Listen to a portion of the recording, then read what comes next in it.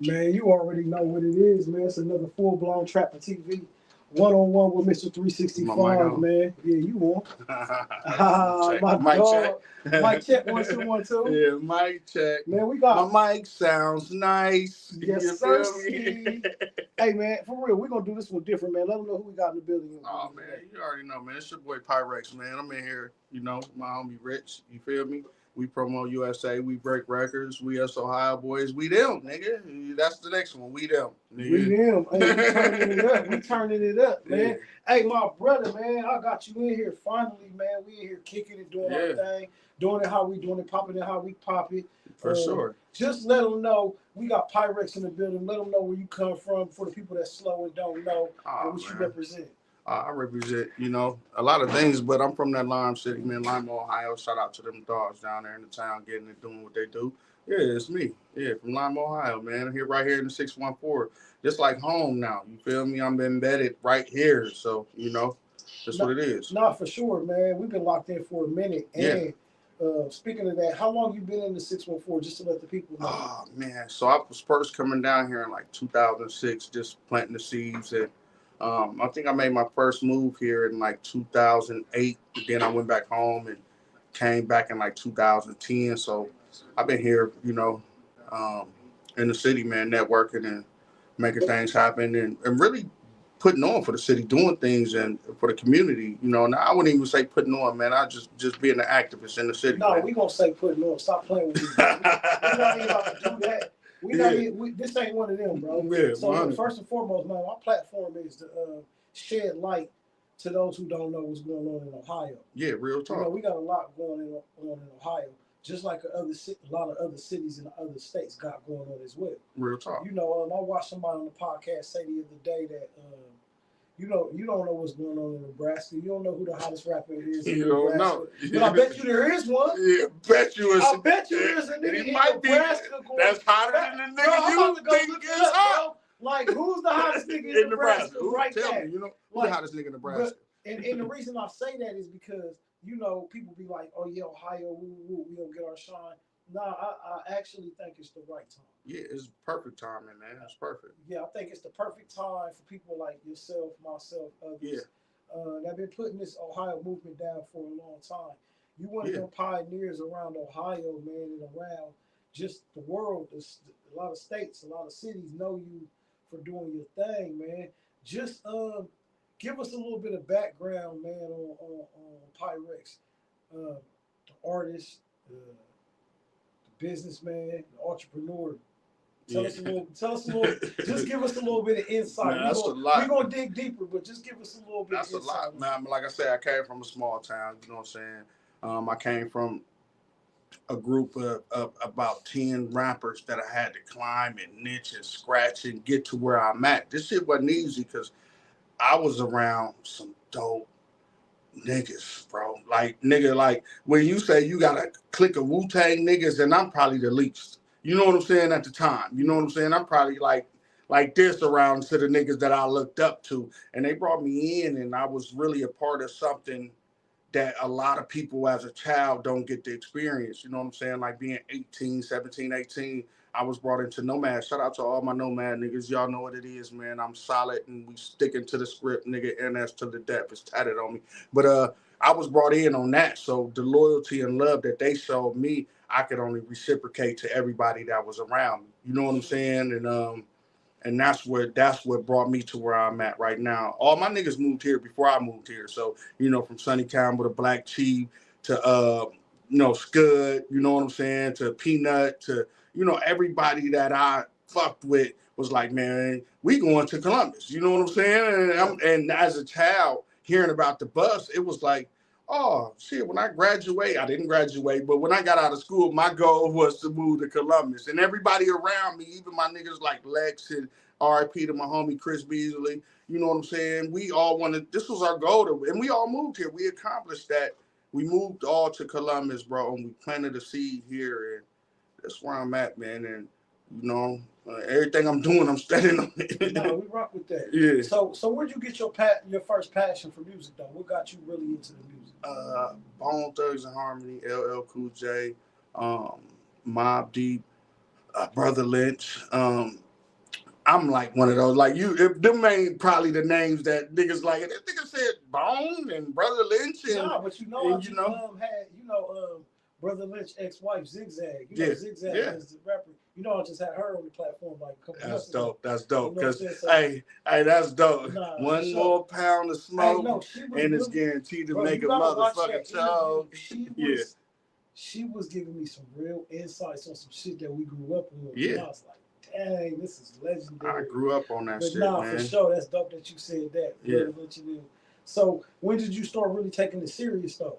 The music, I did an album at the age of 13, I believe. You know what I'm saying? So it was like serious for us. We was flipping tapes and selling the tapes and getting them out.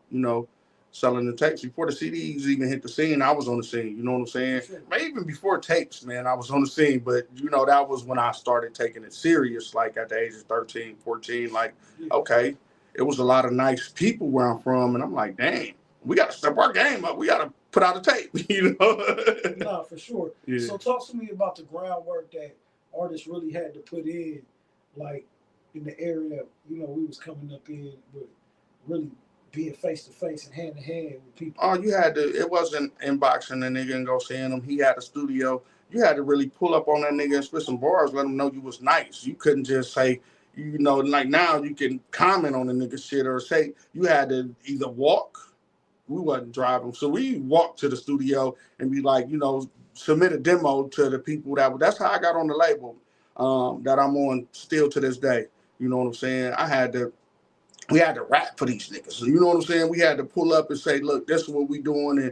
And you really had to be out here. You really couldn't say like, oh, this is what I'm rapping about. And, you're not living that lifestyle. Back in the day, we was rapping about partying and you know what I'm saying? And it progressed into other things that was going on. But you had to really be true to yourself. And that's what, no matter what it is you talking about, you just got to be true to yourself. You ain't got to be a killer, gangster, or nothing like that. But be true to you and go to where, go to the people, go to who like, man, we had, like I say, we had to go get it, man. That's the term they describe what we did. No facts, no facts. Yeah. I definitely understand that the ground. I'll be trying to explain that to a lot of the cats. Man, our flyers was paperback, my nigga. With you know what I'm saying? That shit wasn't like digital. Man, niggas was writing on papers. Like I think one of our first shows, it was written on a piece of paper. Go print this motherfucker out and go nail the city up with this shit.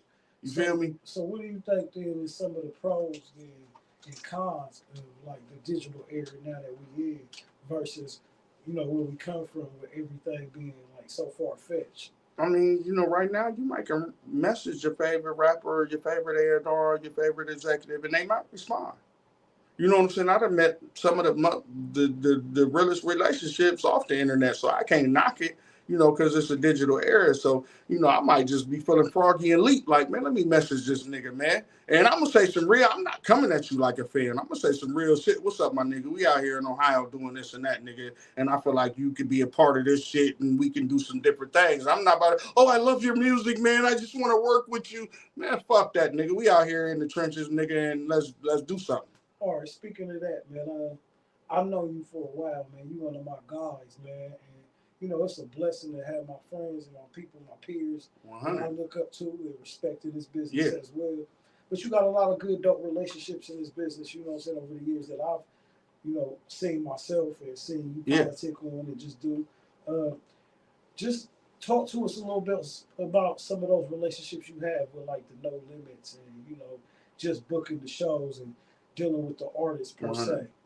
I mean, it all comes from the grind and just being humble and not, like I said before, like I might inbox a nigga and just say, man, what's up, man? We got this going on. I see you got this going on. Let's collaborate and do this. But ultimately, a nigga ain't trying to hear nothing. Like we was talking about before, the word motion get thrown around a lot. And if you ain't got no motion, the nigga ain't really fucking with you. So I built some of the best relationships off of doing what I do.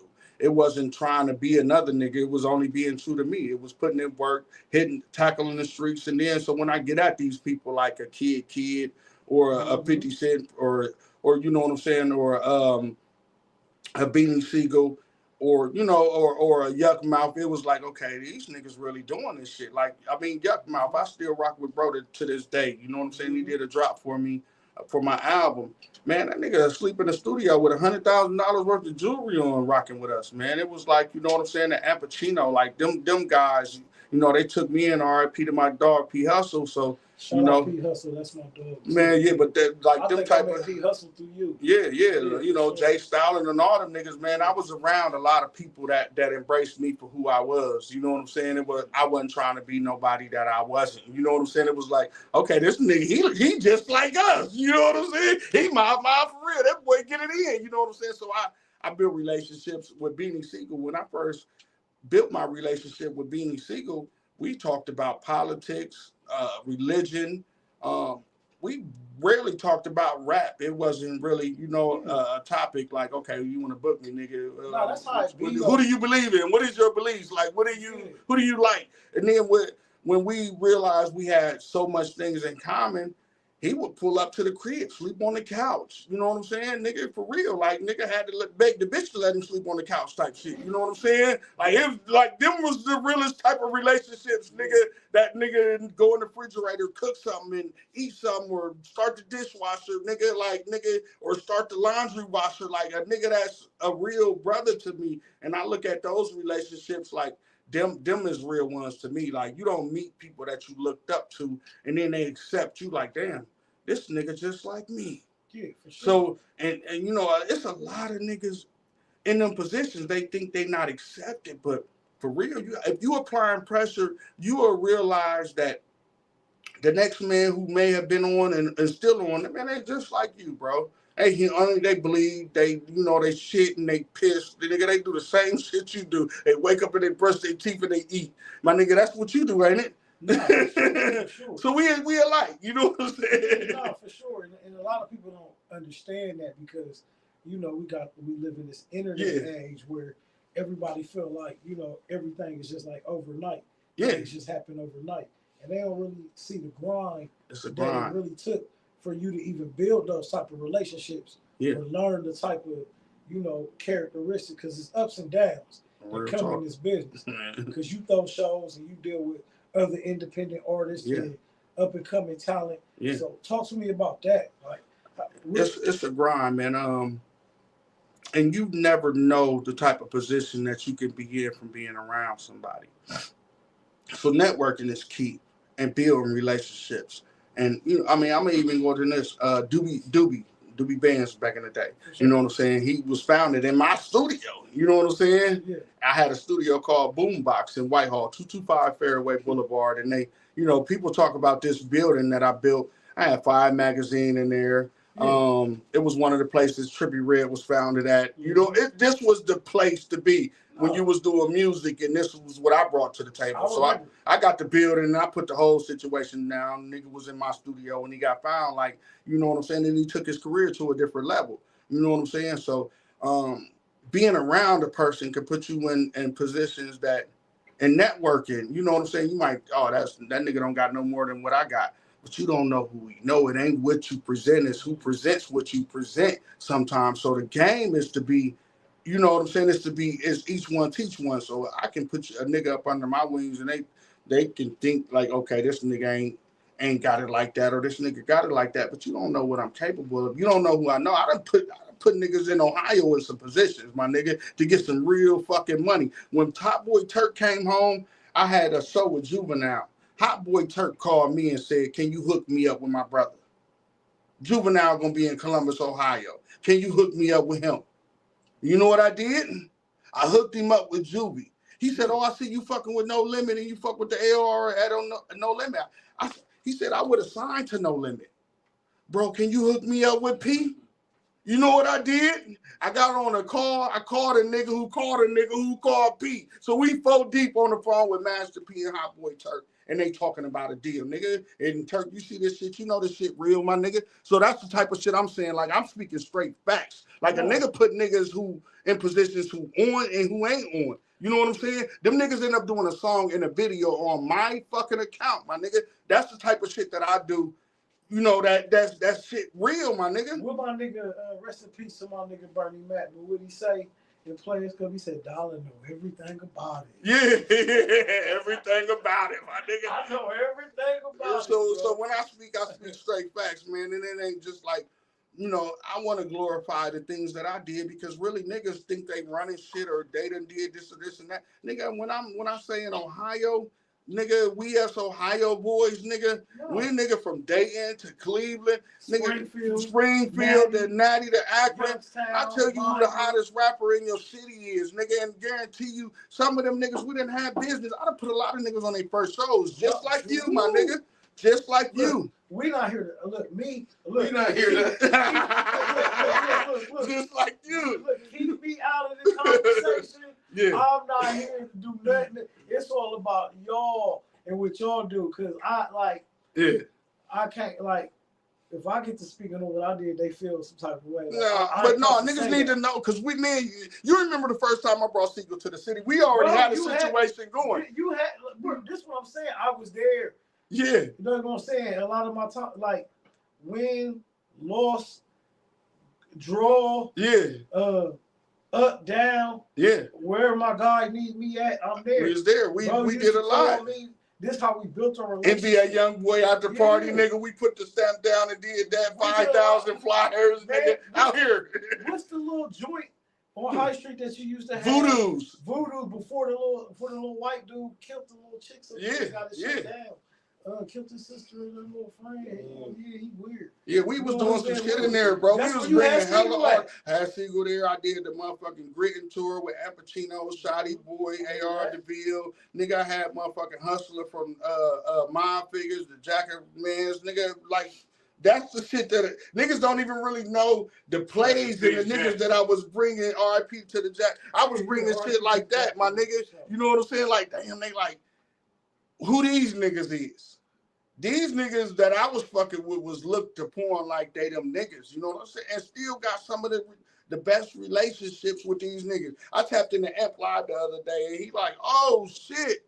Niggas like, oh, like they seen a ghost, my nigga, that's Piwreckz. Oh, what's good, my nigga? Like them, same shit with Amp. Nigga pull up to the crib or call me like, hey, my son got a basketball game in Columbus, nigga, where you at? Hey, I'm at the mall in the bus, where you at? Niggas call me from Seattle, hey, I got a layover in Columbus, where you at? We go get something to eat and we chill. That shit ain't public. These some of the niggas that niggas look up to that hit me like, bro, I'm outside your crib, my nigga. Bro, you sound like me, bro.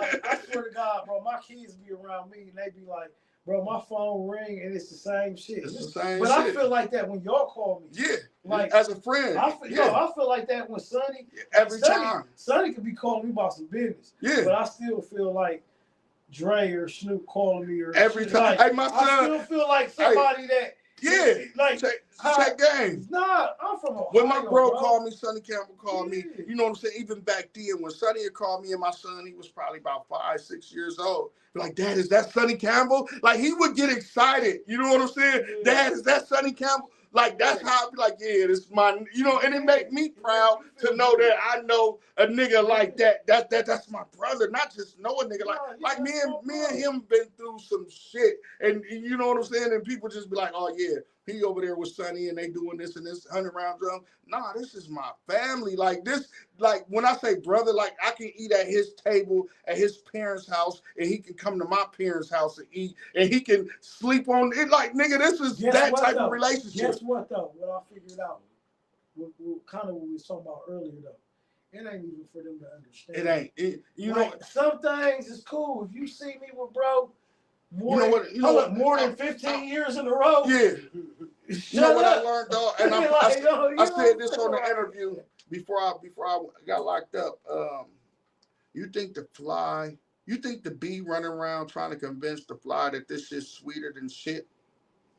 That nigga going to eat that motherfucking honey every day. Now, mind you, you might have a fly venture off where the honey's at and fucking with the bees.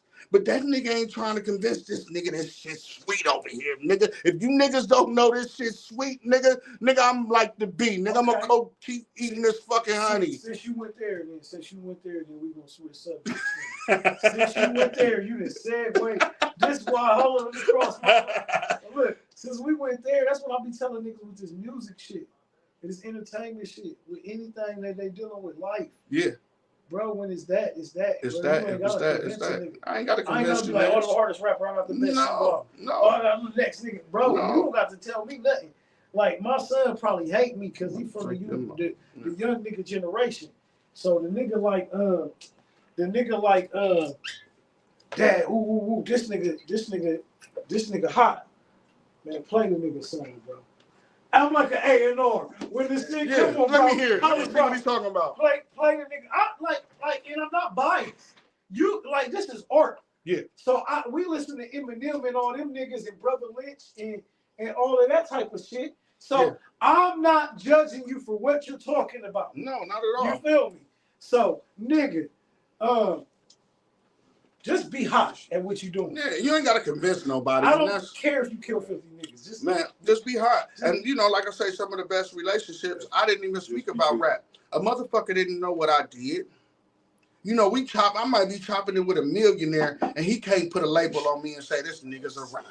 I'm going the other way. Nigga, this nigga's an entrepreneur. He get into it like me. Nigga, let's make some shake. Nigga, that's the type of relationships you need to build with motherfuckers like, okay, this nigga like me. You know what I'm saying? Let's do this. But you said something to me earlier, and that was my stance, though. Like, so you just answered your own question. And when and they never heard me rap before. Yeah. And then they outplayed them. They pulled up a couple of my videos and heard me rap, and everybody always say the same shit. Like, bro, why the fuck you ain't rapping? I asked you that. I didn't ask you that right now, but I asked you that years ago. You was doing a show at Lucky's, man. You was doing a battle, and I'm like, damn, this nigga cold. You know what I'm saying? But I knew you rap. You know what I'm saying? But when I heard, it's like hearing a nigga MC and move the crowd is different from hearing them rap, because you might think you might hear the record and you might say, oh, this nigga, he ain't talking about nothing. But when you see a person MC, that's a whole different story, bro. Like, a lot of people in the game you think can't rap, but their MC skills is on point, dog. It's like, damn, this nigga just elevated the crowd. They fuck with him. They love him. That's how I see you, bro. So me and Sonny gonna agree on that part of it. Like, I will give Kendrick that he is giving the MC. He is giving the show. Yeah. He is giving hip hop. Yeah. So, like, I'm not into all the antics. No. Like, but as far as rapping, as far as putting on the show, as far as everything you just said about me, that's the part about Kendrick I can respect. That's the part where people, like, see, and I had to look at it like this. We're looking at it as entertainers. We're artists. Yeah. We're crafters. Yeah. So we're critiquing Put on the show. We're critiquing it different. Yeah.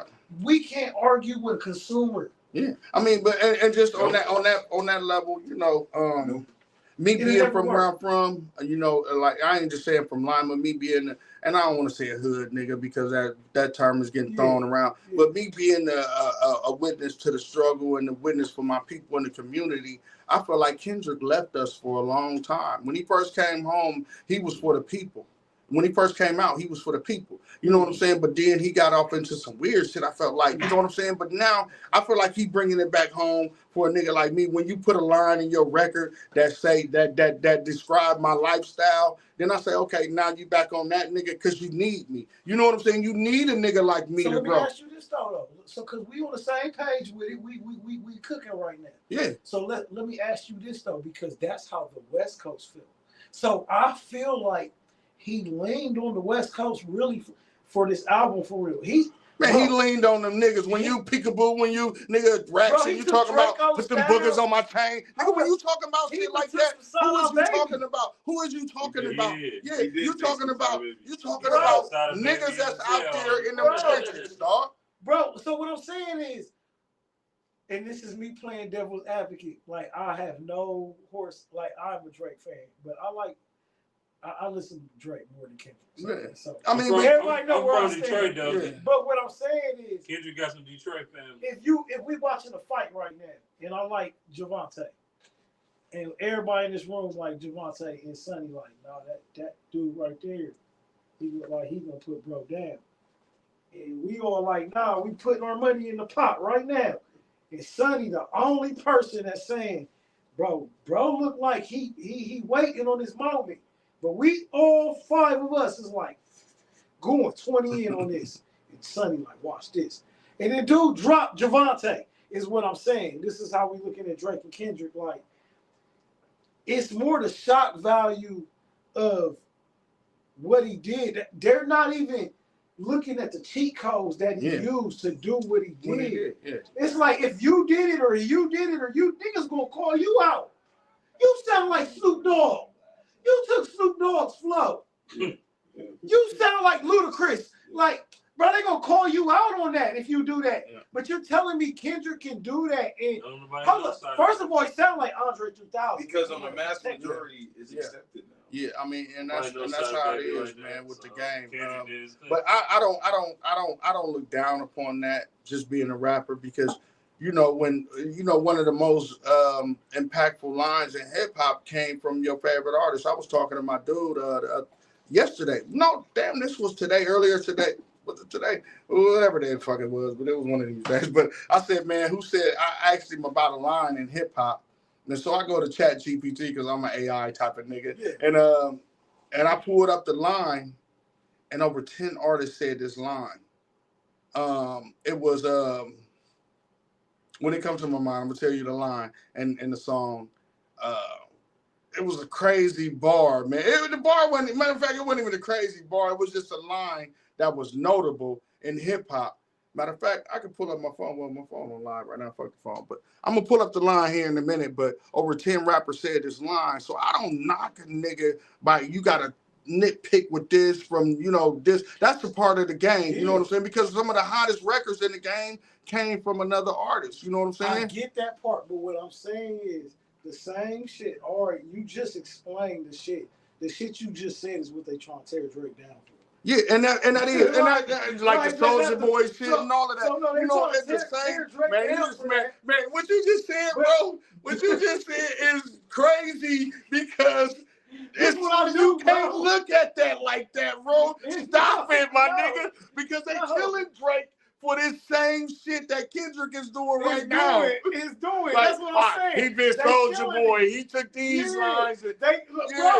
But what I'm saying is, what I'm saying is all fan based. It's all rap. No, it's all fan based.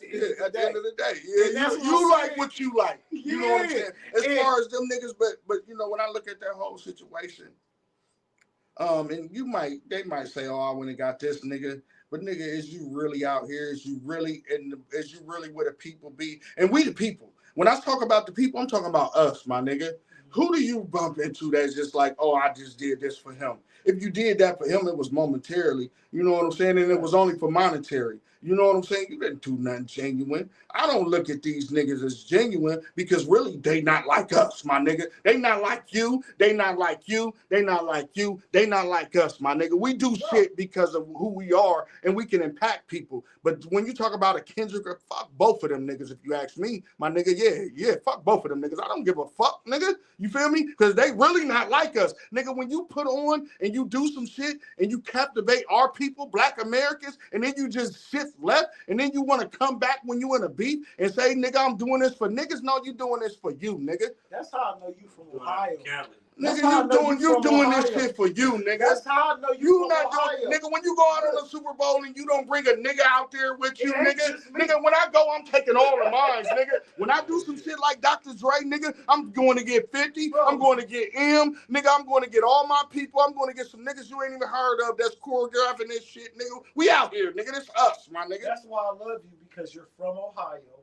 And for some reason, what I heard, let me just tell y'all what I hear about Ohio niggas outside of Ohio, because I've been living in Georgia.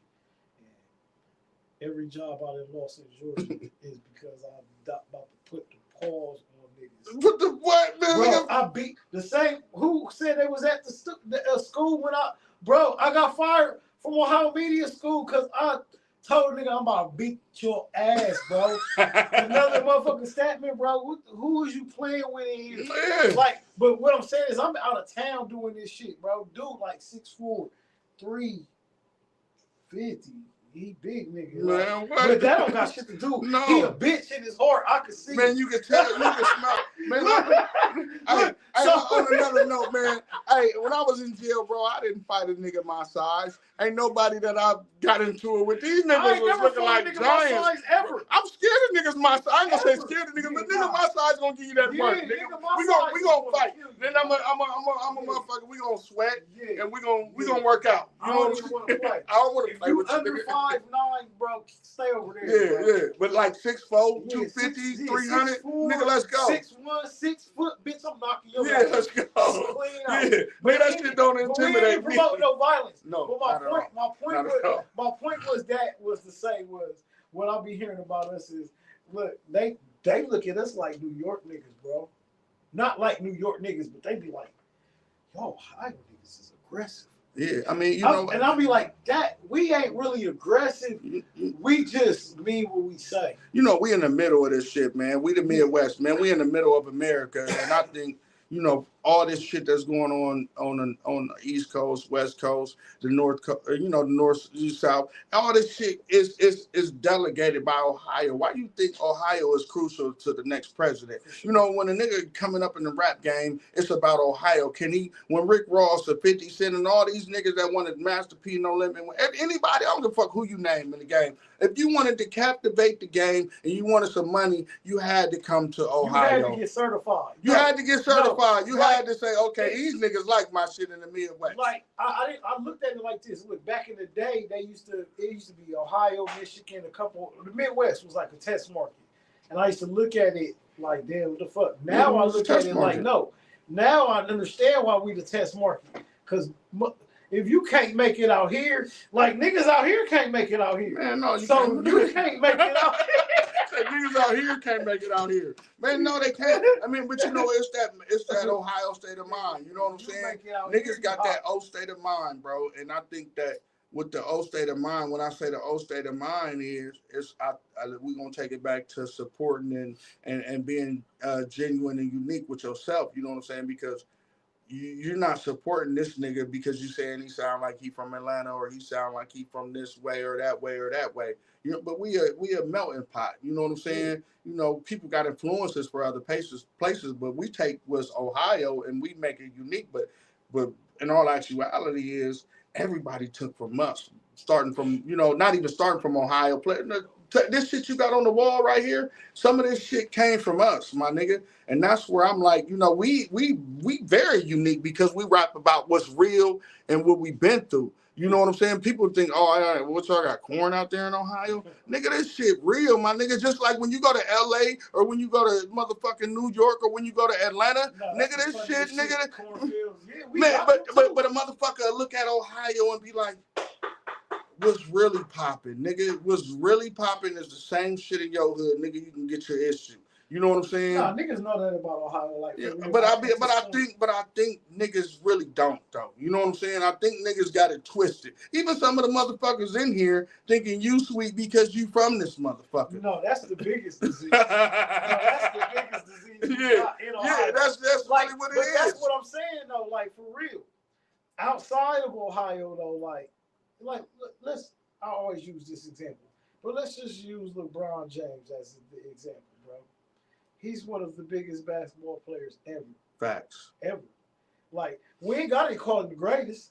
Yeah. I'll say he's one of the biggest basketball players ever. Yeah. So that's all that is. Like, I don't care. It's only so many that you can put on that list. It's like a Mount Rushmore. Yeah. So you ain't got to say the greatest. You can keep saying Michael's the greatest because you can put Kobe up there. Yeah. He's one of the greatest. Yeah. He's one of the greatest basketball players ever. Nigga. Kobe is. Yeah, so, I mean, there's so many you could say, but it's all different. No, but like what I'm saying is to that level. Yeah. Like, you feel me? So what I'm saying is, Ohio, we always get we got it. We haven't got it to where the state has got it. Like, and you know what? I think it all boils down to a business mindset. You know what I'm saying? And that's why we not where we at. You know, my brother, shout out to Sonny Campbell, he always been a businessman, and he always put it in my head to look at it from a business perspective than a hustler's perspective. So what we do a lot of hustlers in Ohio. You know what I'm saying? Um, Shout out to the businessmen and entrepreneurs as well. But if we elevate our craft and we do what we love to do it from a business standpoint, we can see real results. You know what I'm saying? I was just talking about the taxes. One of my homies in a tax situation to where he owed the IRS some money for taxes because he don't put tax on his product. He just give it to you like it is, but he have an official business. But we have to start doing things from a business standpoint. Everything that we do. You know what I'm saying? Like, I mean, I ain't saying like I got to be in here on my business with you on this podcast. You know what I'm saying? No, we talking about all you know of what I'm that, saying? bro. But in all actuality, you you know what I'm saying? For things to go correct, everything has to be done from a business because you a legit business. I'm a businessman. And now if we break that down, that means we doing business to business on the Dun and Bradstreet level. That means, okay, I can give you a good rating and you can give me a good rating. And, he paid on time and he was this, everything comes down to that. So I can build your payback score up from this interview. You know what I'm saying? But, I'm like this with the game. If we teach business, then we can see real results in Ohio. And like I say, my bro been on this business thing for so long that, I'm catching up, and I'm knowing things, but applying certain things is different. You know what I'm saying? Mm-hmm. And when I apply the things that I know with business, I get real results. You know what I'm saying? Yeah. I get real genuine results. And it's like, damn, okay, I just got this little piece of money. It might not have been what you thought, or I just applied for this in this business and I got this little shit. That's personal to me. Even though it's business, is I need to, break out of the personal thing and bring it into the business world. But Ohio, even with music, like I say, and I'm only speaking of music because the business is doing great. But with music, this shit a business too, my nigga. No. Music is. Do you have an EIN attached to your name? Do you have a Dun and Bradstreet? Do you, can you go to the bank? If I wrote a check to motherfucking Mr. 365 right now with your rap name on it, can you cash it? I'm not saying you in general, but I definitely can. But that's what I'm saying to this business level. You know what I'm saying? I'll pull out a card on your ass that say Piwreckz on that motherfucker. Hey. You know what I'm saying? Stop you right there. Talk to me about that Piwreckz. Yeah. This is one thing I must give you your flowers on right now. You do something right now that I've been talking about doing for years. Yeah. And even when I found out you was doing it years ago, I told you, you know what, I ain't even gonna do it. I'm gonna just fall back. Yeah. Until I can figure out how I want to do it, or I can incorporate you, or I can figure out how to do it. But you got this thing called Rex Fest. Yeah. That you do. Yeah, Rex Fest. It went on pause for a little minute while I was away, but it was something that I had to learn how to do. It wasn't easy. You supported me through the duration for over the years with it. Sonny supported me. He was always there. The city supported me. It was hard, man, to have something. And, I gave game to a lot of niggas. When I did that, my homie RP to P Hustle, he went out to Cali and he told Styling that I had a Rex Fest. And he ended up doing like a live wire, festival. It was a lot of people that I seen do music festivals at the beat, but I only did it because I seen people who was major doing it. And I'm thinking I got that so not local mind frame that, shit, we Rex Fest, nigga. Yeah. And that's what I did was a music festival for my city. But it's like the business even was there, but the reciprocation, from people that was business savvy was on it. Like, okay, he's doing something, but a lot of people, they don't respect nothing. You know what I'm saying? Yeah, for sure. It took for, I ain't no racist or nothing like that, but it took a lot of white people to be, fuck with me on that level to say for niggas to do it, because my first Rex Fest, I think I had one black volunteer, maybe one or two. Everybody was white, bro. But I think Sonny was saying something about that earlier too, though. Like, what I figured out in just doing business over the years, and just even with like managing professional clients. Like, one thing I do understand about business is it's never going to be the people that you really. A prophet is never known in their hometown. It says it in the Bible. You know what I'm saying? But just like this, like, keep it all the way funky. Like I was saying earlier, if one of us in this room won $1 million with the lottery or something like that, like I would say congratulations to whoever Yeah. won it or whatever. But the average human being is like, why not me? Yeah, yeah, So that's deep. it's like once you're out, we businessmen, so we take losses, bro. You might That's a part of the game. spend 20,000 before you make 5. That's a part of the game. That's a part Did of the you hear me game. though? Man, Bro, I mean, but you know what? might Seeing spend 20 how we bands grind it, before bro. you make 5. Seeing how we grind it. 4 or 5 bands. You know, seeing how we grind it and It's the a lot. things that we did. I seen you take losses. For years. I seen you get hit upside the head. You seen me get hit upside the head. Yeah. I seen you buy trophies for your whole community to praise them. You know what I'm saying? I seen, I look and see like, man, this dude is genuine and he really cared. But when I put that out there, it's like, this nigga's a sucker. He doing this shit for these niggas. But that's how your people look at you. You know what I'm saying? Like they don't look at that shit genuine. That's when wild. you put on and put your people in different positions, it's a motive. You know what I'm saying? He doing that shit for him. I mean, of course, but what do we gotta do to change that shit though? It's like, man, it's hard, man, because we talking biblical. We talking about the mindset. We talking about who you really are. We talking about the curse that was put on our people. We talking about who. We talking about something different. We talking about not knowing our true heritage and our language. Now we talking about not knowing how powerful you are. Now we talking about not knowing you a God body. We talking about things like that we talk about how can we change that. We talking about not, the curse will be lifted if we come together and be as one. So we talking about something different. So for me to uplift my brother, I gotta come together with all my brothers. The nigga you hate, the nigga you despise, have to come together and figure out a solution to work this out for our children's children to get along. You know what I'm saying? So we talking about something deeper. We talking about the Most High. That's the only way that's working. What's been put out into the atmosphere is negative, bro. When you listen to your favorite rapper, man, and I hate to say that I was a part of that. You know what I'm saying? When you listen to that shit, they glorifying all the shit that's wrong. You know what I'm saying? And that's the other answer. So look, you answered both the questions you asked me. You answered both the questions that you asked me why I don't rap no more. Yeah.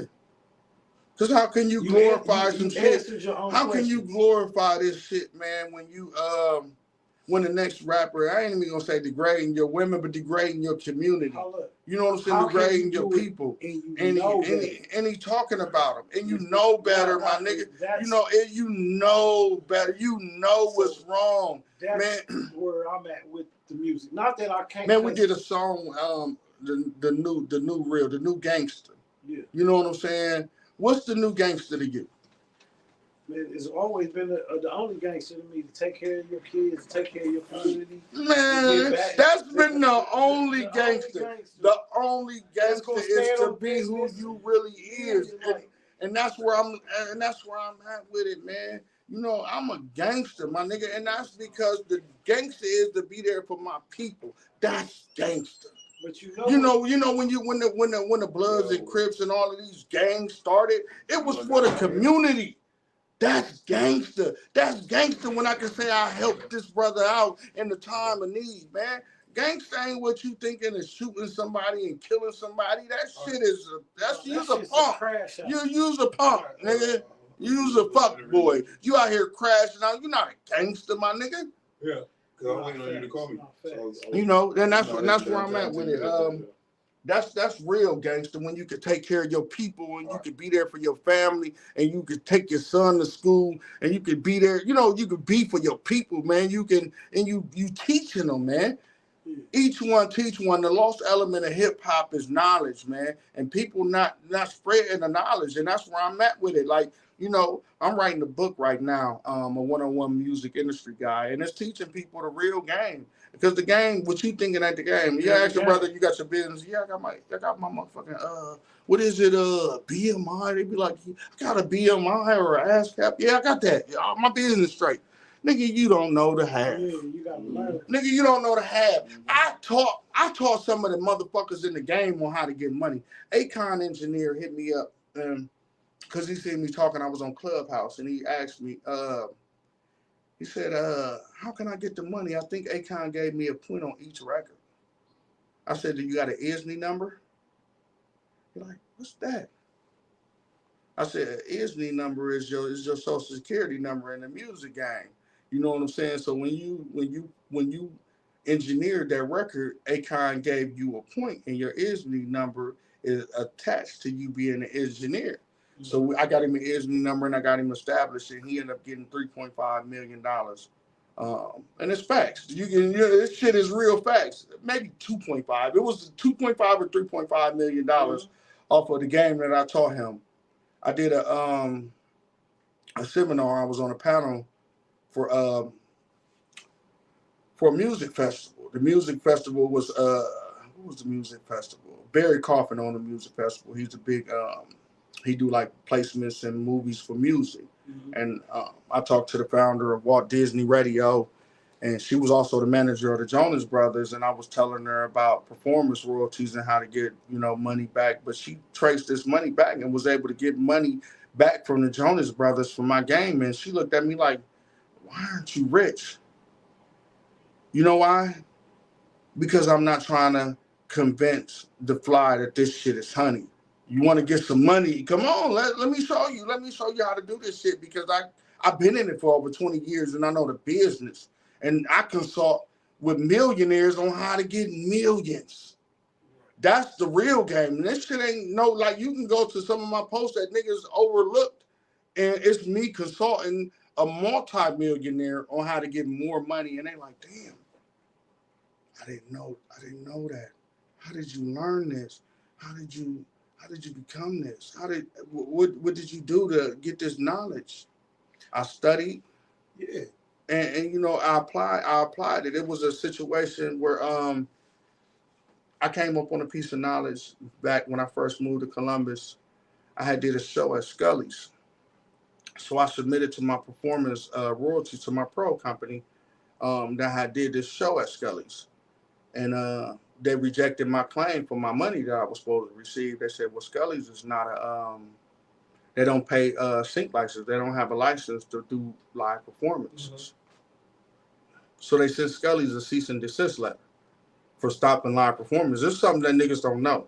You know what I'm saying? So Scully's had to get their business together, and I was one of the ones in the city that got them to get their business together, to get a license. And people think like, oh yeah, I'm fucking with them in this. No, Scully's got a cease and desist letter from ASCAP for my performance royalties, because I did songs out of my catalog, and I couldn't get my motherfucking $150, $200. There wasn't nothing but 40, 50 motherfuckers in there. I couldn't get my money.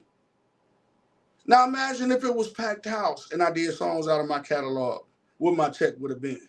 You know what I'm saying? And it's because I had my business together. My business always been together because Piwreckz is registered. You know what I'm saying? So, and that's what I want to teach people, that part of the game. So when they go do shows, or when a motherfucker say, yeah, it's about to be 20,000 people in the building, and they tripping. They want 2,500 to open up for Lil Baby. Who the fuck I look like?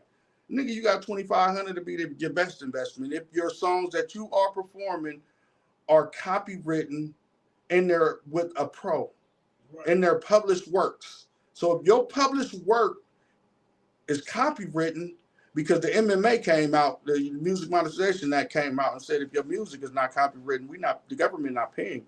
Right. So the government stepped in this $1 trillion industry and said, look, you have to use a government platform, which is the Library of Congress, if you want some money. You have to make this be known that this is your music. So they stepped in, and so artists is not getting paid right now because they don't know the business. But when you're an underground artist, you can get just as much money as a mainstream nigga. And I'm gonna tell you this only because you know what makes up. Yes, man, this shit gonna fuck y'all head up.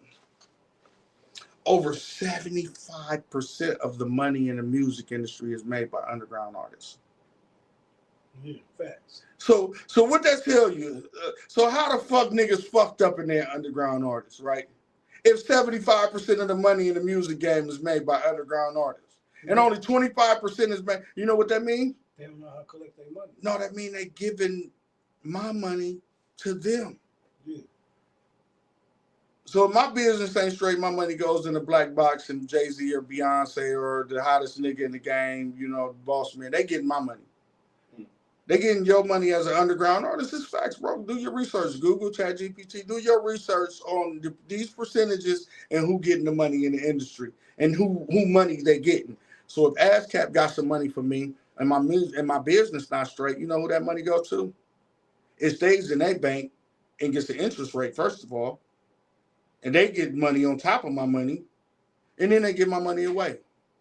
Because I don't got my business. Because I just opened up a Boss Man in a motherfucking nationwide, a Live Nation venue in front of 10,000 people. I ain't have a flyer, a CD, a poster, or nothing, a billboard. I ain't had none of that shit. I opened up and I did my music in there, and my business wasn't together. Nigga, did you know that was a $1,500 check that you just did your song? And you paid that money to get on there. You paid $800 to get on the show. You doubled your money, if not triple, depending on the size of the venue, how many people was in the venue, how long of the catalog you did, how many songs on the catalog you did, and how long of the song you did. So it's factors that play into how much money you get, but people don't realize. And when the Jonas Brothers was on tour and they was doing these major venues and they was doing songs that they actually had published through a ASCAP or a BMI or a CSAC, because CSAC is another publishing company. But so they was doing this music, you know, they getting millions of dollars, but they leaving millions of dollars on the table when they leave the city. You know what I'm saying? They because they don't have no knowledge. And this is the knowledge that I teach on panels and I got in my book. You know what I'm saying? It's like, as an underground artist, you can really win. You can succeed in the music game with with the right knowledge, and that's where I'm at with it, man. I consult a lot of motherfuckers on the game. I mean, Sonny will tell you, man, when he got some of the most important information that he want to know, he might call me on ISRC codes. Man, there's so many people that's on that their lawyer consulted with me, like, hey, what should my artist do in this situation? And I'm knowing who the artist is. Some of your favorite artists, motherfucking attorneys talk to me about what they need to do. Some of your favorite artists, A&Rs, talk to me about what. Some of your favorite artists, executives, talk to me about what they need to do. That's business, though. You know, a lot of that shit I ain't get compensated for. A lot of it I did. Some of it I did. I ain't gonna say a lot of it because I always, you know, niggas be like the game is to be sold, but I always want to help motherfuckers, and that's a problem too for me. I know it is. I always want to give a nigga some advice or give a nigga, you know, because a lot of niggas take the free shit and throw it away. Yeah, for sure. So it's the game. Now I feel like, man, nigga, they was right. I gotta charge you for this shit. You might respect it more. Master P went into he hired Michael Jackson's attorney. And he thinking, you know, he spent $25,000 with Michael Jackson attorney, and this is a documented interview that Master P tell. You know, he tell the story a lot. You know what he told that nigga, man? I ain't gonna tell you. I'm gonna let y'all do y'all research on what Michael Jackson attorney told Master P for $25,000. So if y'all at home right now, I want y'all to look up how much money how much money Master P spent with this attorney. I think it was Michael Jackson or Prince. It was Michael Jackson. How much money he spent with this attorney and what he told him. I'm gonna leave niggas on the ledge with that one, dog. Like, damn, because for $25,000, he gave him some words, some simple words. You know what I'm saying? Like, that lets you know the game is to be sold, because Master P, like, damn, I just spent $25,000 and this nigga just told me this. He said, man, he told me the best shit that I ever heard in my motherfucking life. He said that $25,000 got me so many motherfucking millions. Niggas want some money. Come see We Promo USA. Come see Rich. Come see Piwreckz, nigga. Come with your bank account open, nigga, because niggas got some game. Niggas got some money that you can go get right now. If that little bitty piece of money you spent, that little 150, that 300, that 500, that 2,500, that 5,000 you got, spend it with a nigga who been through it and a nigga who know. Nigga, if you niggas want to spend some money, y'all niggas want to buy Jordans. I ain't pocket watch it. Y'all niggas going to paint and open up for niggas. Ain't got a album, ain't got a flash drive with some music on it. Man, y'all niggas ain't got nothing popping but want to be rappers. But go get some game. Go sit down with a nigga and get some game. My nigga told me, man, back in the day, man, I was 16 years old, and I might have been 14. He was like, man, first thing he ever told me was get your mind right, keep your game tight, and then you'll get your money right. And I remembered that shit my whole adolescent years, bro. Coming to adult life, get your mind right, keep your game tight, and you get your money right. No, that's facts. So my mind have to be in a different position to be able to accept what I'm accepting right now in life and how to conquer. And you know, I gotta preserve who I am. So my game gotta be together at all times. You know what I'm saying? My fronts gotta be up. You know what I'm saying? So if my fronts is up and my game on point and my mind right, everything lined accordingly, I can move correct in society and I can get some money. You know what I'm saying? I can provide for my family and my community. You can't go out here as a madman. Your mind ain't right. Yeah, for sure. Sit your ass down. You know, when I look at your flyer, mental health. And you big on that because that's a topic here in this podcast. Mental health is crucial, man. Man, one of my guys, he a producer. I've been knowing him, and he was teaching me some things with the music game over the course of the last year since I've been home. And I met him, and he was a real cool guy. He in his early 20s, and he got so much knowledge. Mm-hmm. Man, last week he just got admitted to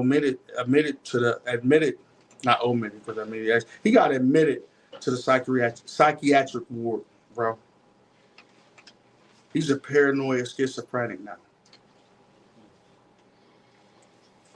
Ain't that crazy, bro? A genius.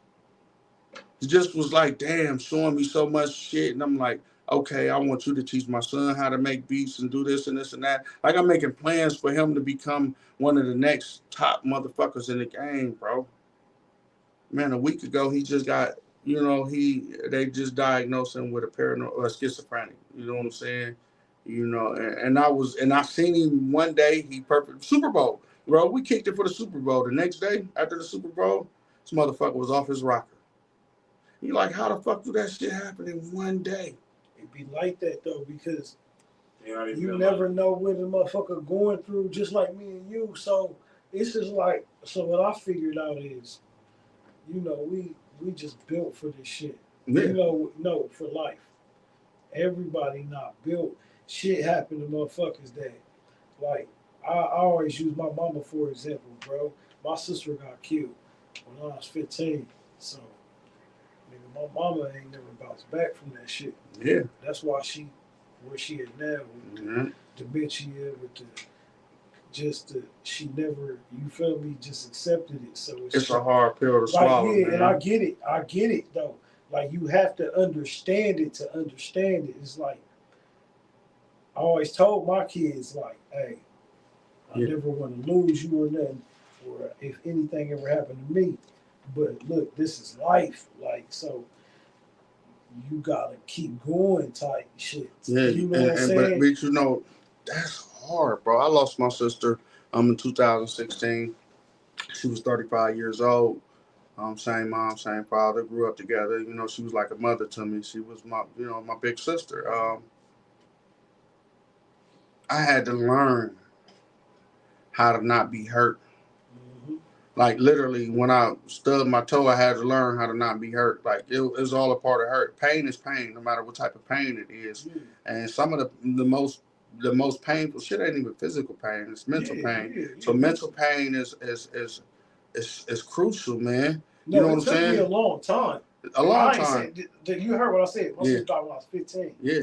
So niggas gotta understand, at that moment, that's when you see who you see. Like, I've always been this nigga. Yeah. But at 15, it was like, oh shit. But that, you know, and it's crazy that made you who you are, who you are. No, You know, yeah. it was a part of Mr. 365. It was a part of Richmond. It was a part of, you know, We Promo USA. So you carry that legacy of your sister still in you No, right for now. sure. You know, and that's deep, bro. That's deep because that pain evolved into something great. You know what I'm Yeah. saying? And you Because know, at first, like you said, like not to cut you off, but I didn't know how to deal with it. yeah. Like at first, nigga, I'm 15. Nigga, Yeah. I'm in the man, I'm already in the streets, but it was like shit. After that, it was like crazy for a long time until I like for real till I had my son. And man, and it show you you're not afraid of change. Yeah. You know, people always hang some over your head, like, you know, I ain't fucking with you no more, or Yeah. you know, like, you know, my life changed drastically, my nigga. You know, who gives a fuck if you like me, love me, or want to be around me anymore? Right. Bye. Man, listen. I'm changed. Change is change. Female, like you don't. I'm about to break up with you. Change is change. Change is change, my nigga. I can't. Like this might be for the better of who I am, but the change that I went through when my sister passed away, that change was different. So, you know, I'm not afraid of changing. I'm not afraid of relocating. I'm not afraid of being, you know, the different type of monster. I'm not afraid of that, man, because it's all, you know, losing my sister it fucked my whole family up. Her kids, my nieces and nephews, my sisters, my brother, my mother, my father. That shit touched, you know, it molded us to who we are 9 years today. You know what I'm saying? Because that shit, like, you know, my sister used to always tell me, Tim, run that bag up, run that check up. You know what I'm saying? I be like, why she? Because I was fucking the money up. You know what I'm saying? Like, you know, I still got that fucked up way to me because I always thinking I'm making $1,000 a day. You know what I'm saying? My mind's stuck on that. So the way I can fuck some money up, nigga, is unbelievable. Nigga, like, you niggas thought y'all could run through $250,000 in 2 days, nigga. Niggas, see how I fucked this? You ain't met me, motherfucker. Give me an hour, goddammit. I can fuck around and stack it up to fuck it up. You know what I'm saying? I hate to say it, but nigga, like, this just who, you know, it was my sister as a part of that because anytime she called me for 100, 200, 300, 400, 1,000, 2,000, whatever she called me for, I was right there. Even though I might have only had that. But I'm like, man, I'm about to make that shit back tonight. I gave it so willingly, and I'm still that way today, even though making 5,000 back tonight just ain't sitting too well with me right now, or making too back like that shit. Like, but I move still like that today. Yeah, I move still like that today. You know what I'm saying?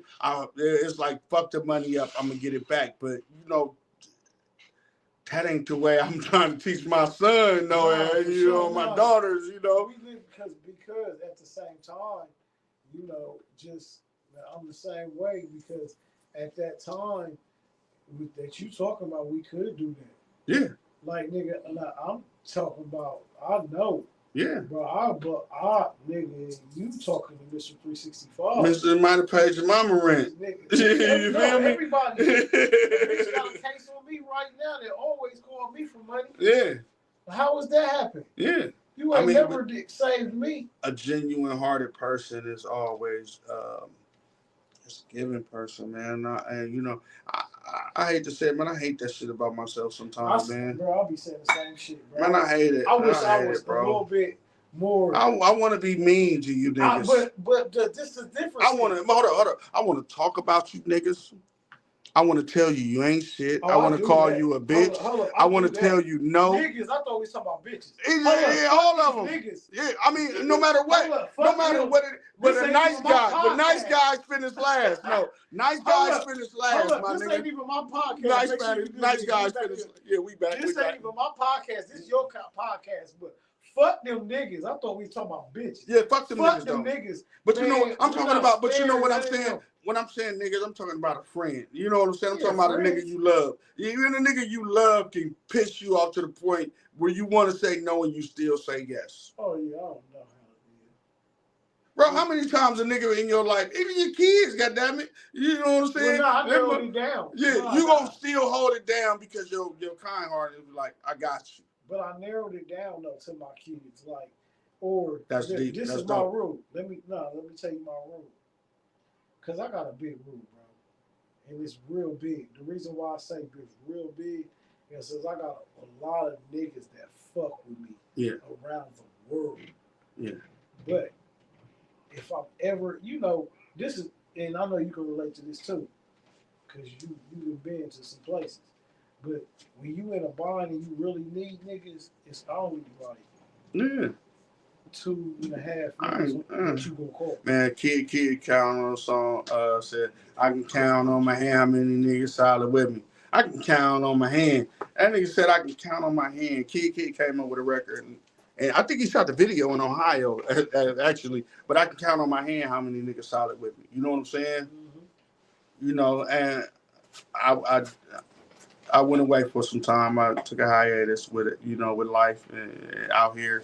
But I can count on my hand how many niggas were solid with me. You know what I'm saying? Even though I had a lot of support and a lot of, I had a lot of people that was rocking with me, but that was solid with me on a different level that I'm talking about. There was a few that was super solid with me, man. That just kept it G all the way. I lost a lot of people due to my situation, though, Rich. You know what I'm saying? Because I was going through some shit. And I wasn't even gone yet. And I seen how people change. You know what I'm saying? I knew in the back of my mind, I knew it was a possibility of me going away for a couple years or some years. I thought I was going to be going away longer than what I was, my nigga. But I knew this in the back of my hand. But my faith couldn't let me believe that shit. So I went to trial and fought a federal case, bro. The first thing that nigga seen me when I got in the cell, because my case all over the tablet. I'm in the feds. You check in with your paperwork. First thing niggas when they seen me was like, nigga, how big is your nuts? You went to federal trial. Like, nigga, is you crazy? Nigga, you crazy, bro. Don't fuck with this nigga. This nigga crazy as hell. This nigga just went to federal trial. Yeah, so it was like doing some shit like that. Niggas scared to fight your nigga in the neighborhood. On my paperwork, it said United States versus Timothy Cannon. I'm looking around like, where the fuck is the United States at? It's only like 10 motherfuckers in here. Mm-hmm. It was a federal judge, a federal prosecutor, and a whole bunch of weird looking motherfuckers, U.S. Marshals and shit like that. And I went through that, bro. And it taught me a lot. It wasn't the fact that I caught a case and I had to go to jail. It was the process. I was out on pretrial bond. And niggas who talking about, I heard niggas talking about, oh, I ain't know that nigga was going through this and I was fucking with him. What he got going on? Yeah, I heard the whispers, nigga. I put it out on podcast what I was going through, nigga. And I was still solid. And nigga, if a nigga ever thought anything about me, nigga, I ain't never bought nothing from none of you niggas. You niggas was fucking with me. So I never...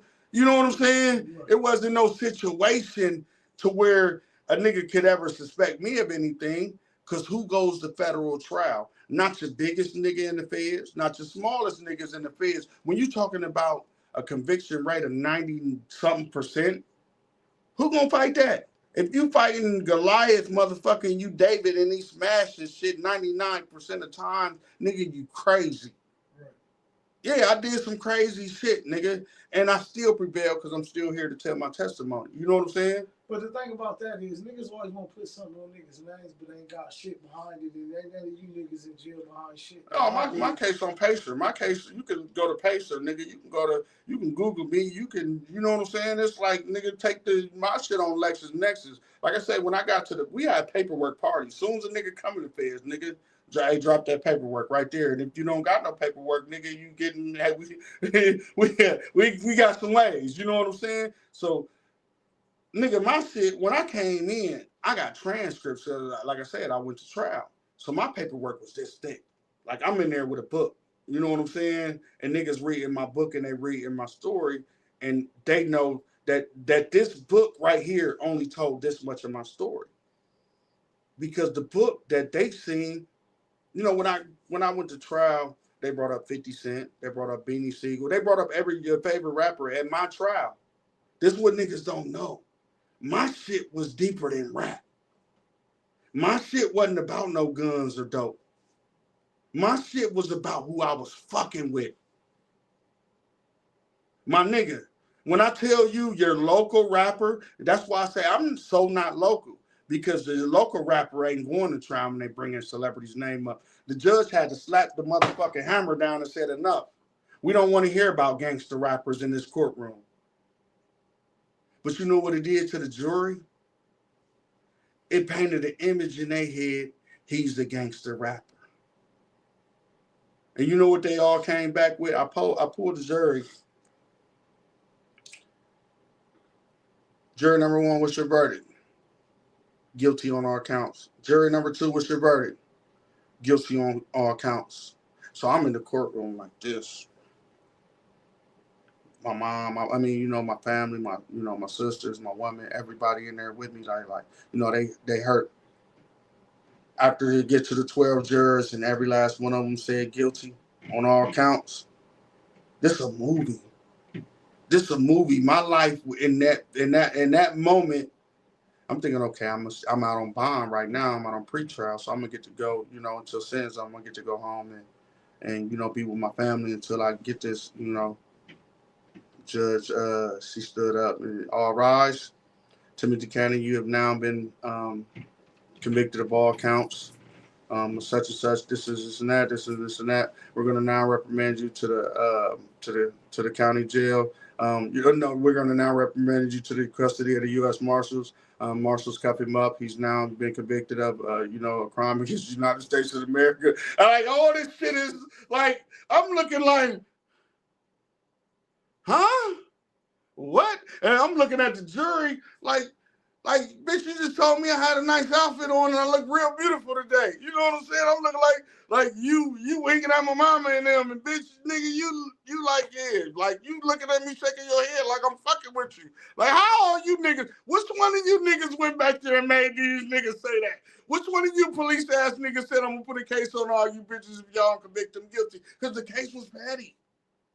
Why y'all talking about 50 in my case? Why y'all talking about Beanie Siegel? Why y'all talking about all the rappers that I'm around? Why y'all pulling up pictures of me with all these niggas? What the fuck do that have to do with you saying I did this? Gang fucked up, man. The niggas like this rap shit, and it showed me this shit realer than what the fuck niggas think it is, bro. No, bro, I didn't know. This is what I said. This is why when you know, and that's what I was saying earlier, like, I've been in this shit a long time, and I always tell this story with one of my best friends, man, Busy. Man, Busy been telling me this shit for a long time, and I was just talking to Poochie the other day. We was laughing about Busy. Yeah. Busy been telling me this shit for a long time, but it ain't really start making sense until I got in this shit myself. Yeah. Like, and start owning shit. Yeah, I mean, it's deeper. I mean, it put a target on your back. Yeah. You know, when you got motion, and that goes back to that nigga saying they got motion. Yeah. Niggas ain't got no motion. You niggas ain't got no motion. When you go, nigga, I was in Pittsburgh. Nigga, I'm in Pittsburgh, bro. I got Beanie Siegel in Pittsburgh. We about to go do a show. I'm checking into my hotel room, and the ATF jumps out of a van, jumps off the counter behind the hotel room, jumps out of the food course with AK-47, nigga, and a big ass poster of me. At my hotel room, my nigga.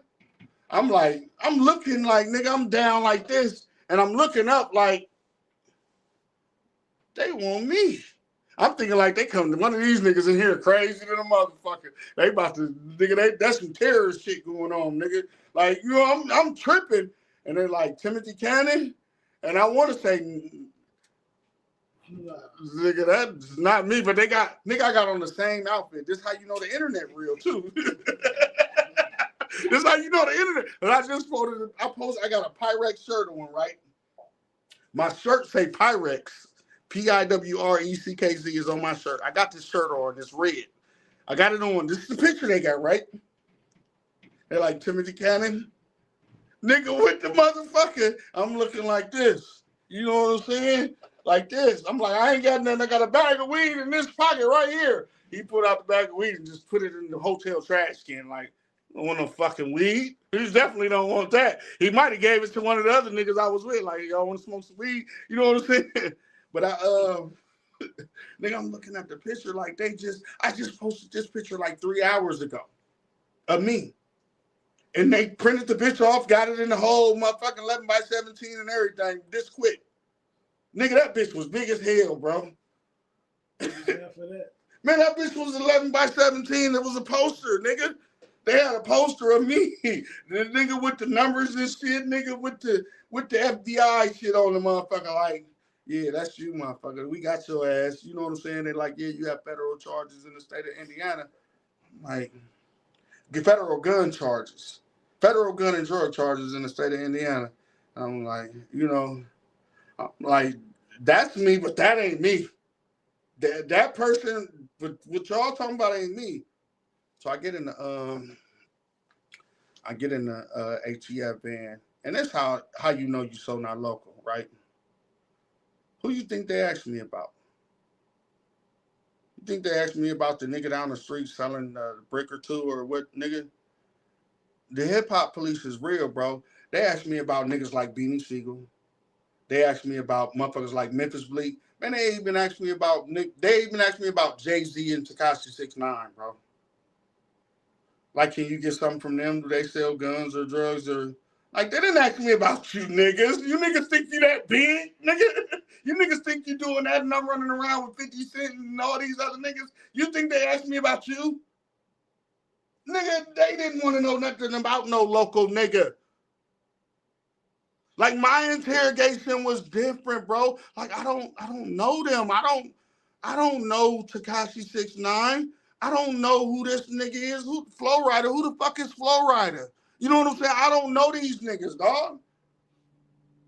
I don't know you to be in no street. Like, that's why I say the hip hop police is real. I mean, and Pennsylvania is the Commonwealth. I've been in Columbus with it. Oh no, I got caught my first case in Pennsylvania. So I was in the Commonwealth state, but I done been around that time I went out to like Arkansas. I was in like Missouri. I was doing like Chicago. I was going to different places, different cities. You know what I'm saying? Visiting people, and I had a federal warrant out for my arrest. I was in Columbus posting shit everywhere I went in Columbus, but you know what? With this federal warrant in Columbus, Ohio, the federal warrant was out of Indiana. So it had some different type of jurisdiction shit that it was some shit that I didn't know nothing about. Like I was cool in Ohio. Right. Posting and knowing everywhere I was at. Because they was watching me like a motherfucker for years. You know what I'm saying? I was cool in Ohio, but when I went to that Commonwealth state for a show, the floodgates opened because the task force that dealt with, you know, cities, even in the federal system, certain cities coincide with each other, and certain cities just don't fuck with each other. So I'm not knowing all the politics until I get in there of what's really going on with the states and the federal system. You know what I'm saying? It's like, damn, nigga, why you go to Pittsburgh, nigga? You was cool if you would have stayed in Ohio. That federal warrant would have been deactivated. They wouldn't even. It would have been a state case that got thrown out. Like, huh, nigga, you telling me what?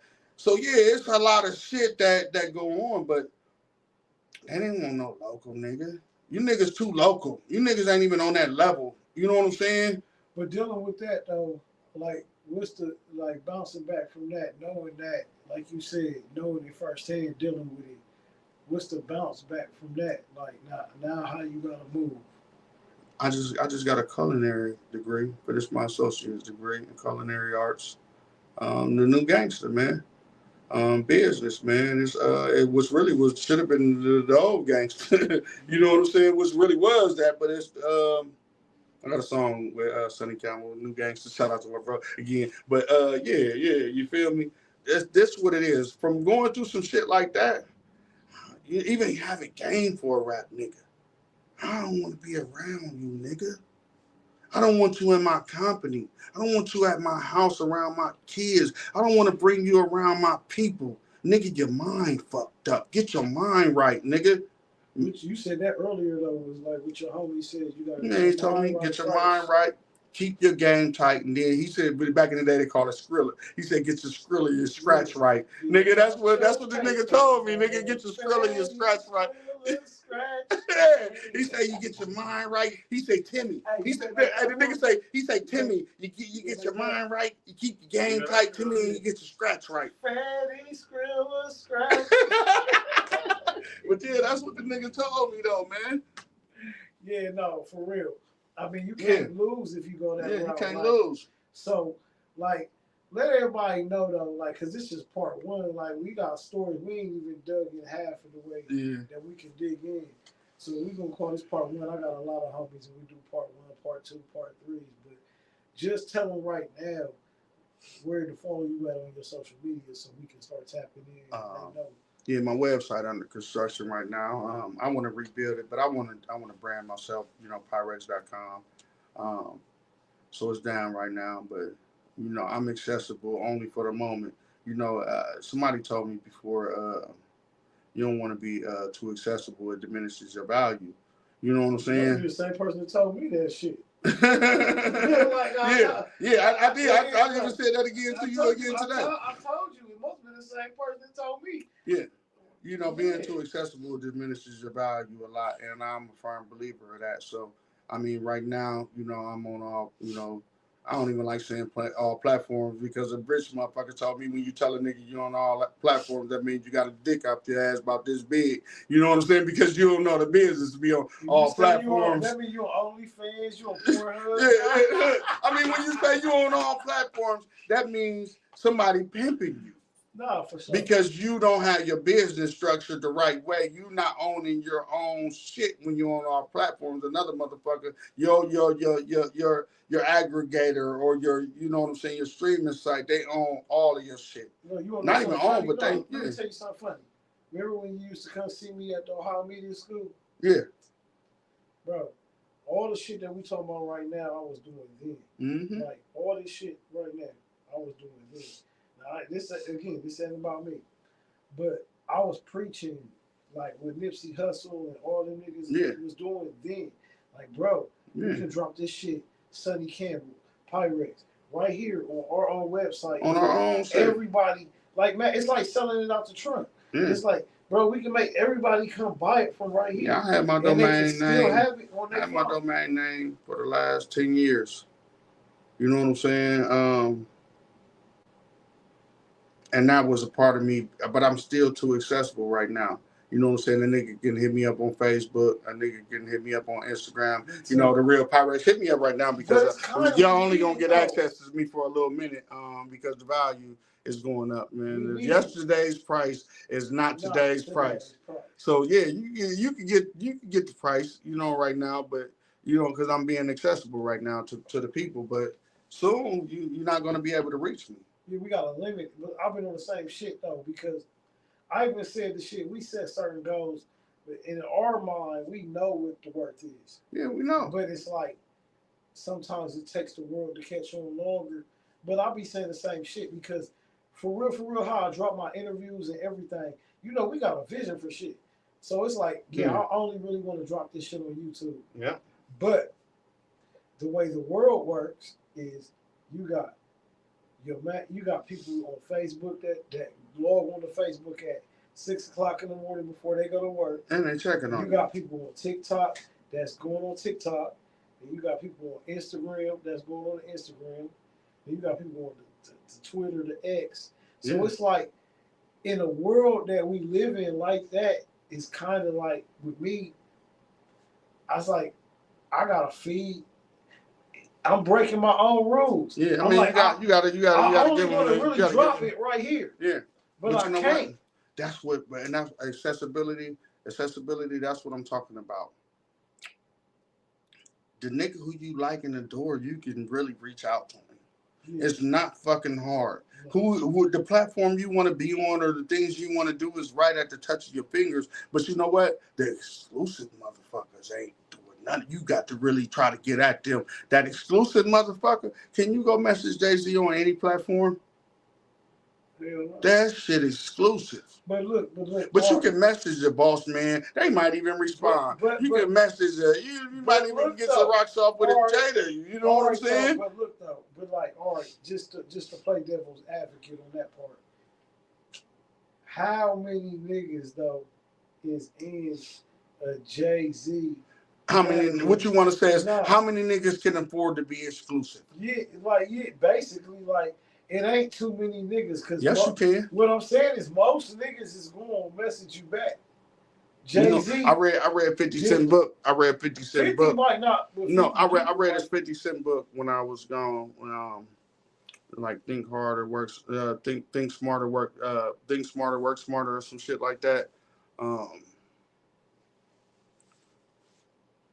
The reason why he became who he is right now is because he hired professional people to do everything that he wanted to do. Meaning, like, I know a guy like, nah, I'm hiring the best nigga to be my PR. I'm hiring the best nigga to do my social media account. If I want to be successful at what I'm doing, sometimes you got to step out of your comfort zone and hire the motherfucker who's qualified to do the shit the correct way. Because we all just posting shit, don't really know what the fuck we're doing. You know what I'm saying? But a motherfucker who really want to reach people, they hire somebody to do that. Or they hire somebody to handle their Instagram, or they hire somebody to book their shows, or they hire somebody. You smart as hell. Yeah. You sound like me when you heard me, bro, before we started this podcast. This is why I be trying to film before the podcast. You heard me tell Raheem.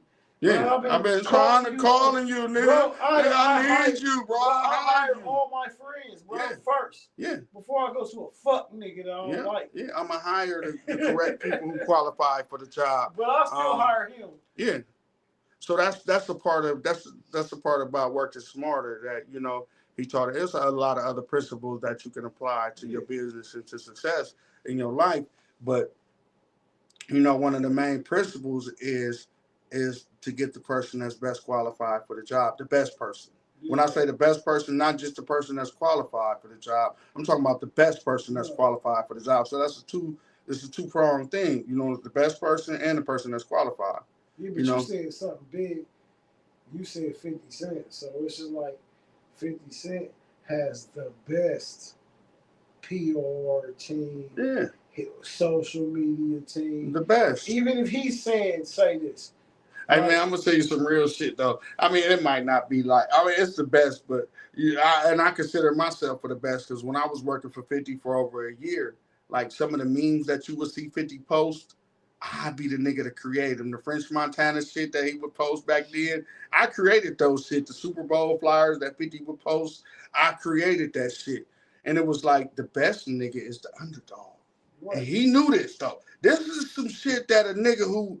So the nigga that you sleeping on is really that nigga. His mind state is like, so hiring the best person don't mean going to spend $1 million and $1,000. It's taking that nigga who got it already and elevating this shit to become the best person because he already the best. No, that's what Puffy was doing. He's just fucking niggas. Yeah. You see them bars? Them was bars, nigga.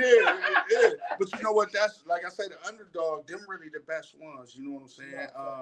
The best people for the job is the person you overlooking because his credentials ain't his credentials ain't up there. You know what I'm saying? His credentials don't match, or his accolades don't match the motherfucker who's getting that $1,000. He's the $25 nigga, but he's better than the $1,000 nigga. So hiring the best person, you know, that's qualified for the job. I'm not telling you to go to the top tier motherfucker who's going to give you mediocre results for your money. No. I'm telling you go to that underdog nigga who waiting for his shot. And he's doper than everybody else. Spend some money with him and no matter of fact, when you spend the money, tip the nigga. Bro, that's what America's built on. Send him a tip. He charged you $25, send him an extra $100. Sonny, am I lying? Man, but you know who taught me this? This nigga who taught me this shit, dog. For real. That's what America built on, though, is the hard work of our ancestors. Like, man, you even heard Donald Trump say the shit. Like, motherfucker, African Americans built this country. I'm just keeping it funky. Yeah, I mean, I'm just keeping it funky. And the crazy thing is, Barry Coffey, he an older white guy. He is music, supervisor. So they, like I say, he get music in some of the top movies that's out that you see right now. He pitched these movies, but check this out. He said, I'm on the phone with him, and I didn't know whether to get offensive. Man, shout out to Barry. I know if you watching this, man, or whatever, man, but you're a good dude. Shout out to Barry. He like on the level of Lear Cohen type of motherfucker. He like on that level. Yeah. He got a shit called We Get Music, to where he plays your music in these top movies. But I'm on the phone with him one day. We chopping it up. He flew out here and everything, came and fuck with me. We had some business going on, some music business, but he was like, man, you black guys really got this branding thing in a niche. He was like, if I ever wanted to do some branding, I'll call one of you rap guys. He was like, he was like one of you black rap guys. I'm looking like, nigga, you white? But I'm not. I'm like, but he telling some shit. He's like, you just come to the club with your jackets and your t-shirts on. You guys got your name on your hats. People's wearing your posters. Got you hanging up your posters everywhere. He was like, you guys got this branding down. But is that really offensive? Is what I'm saying. No, it wasn't. It wasn't. When I'm, and I'm listening to him, he was like, fuck, you can go into. He's really giving you a props. Like. No, what he said, he ended it, he was like, guys can go to a fucking any multi-million-dollar corporation and hell, they'll hire you guys to do their branding. You got, you get the coffee mugs and pens and you got people wearing this shit. Man, he telling me this shit. I'm talking like I ain't talking. He like, the branding that we do is fucking next level in corporate America, bro. Just this right here. No, look. Bro, look. This right here, this is what I realized, bro. When I realized, when I'm in the rooms in Atlanta, and Sonny Campbell I'm just throwing out names.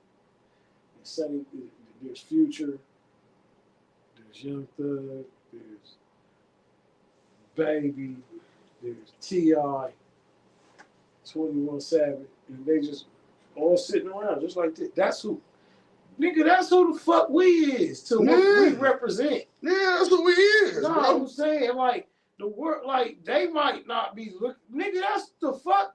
Them niggas might made some millions off the shit being out of town, all this taught me, bro.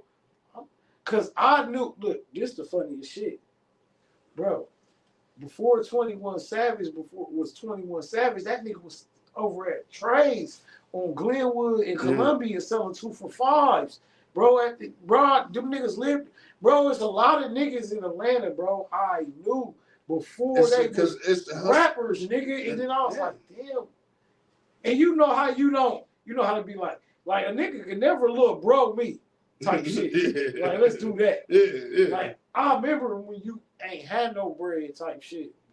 I respect you having bread. Yeah, I respect you when you didn't have it. It's a difference. I respected you when you did. But you know what? When you said that, it's crazy how many people I've seen come from nothing to something.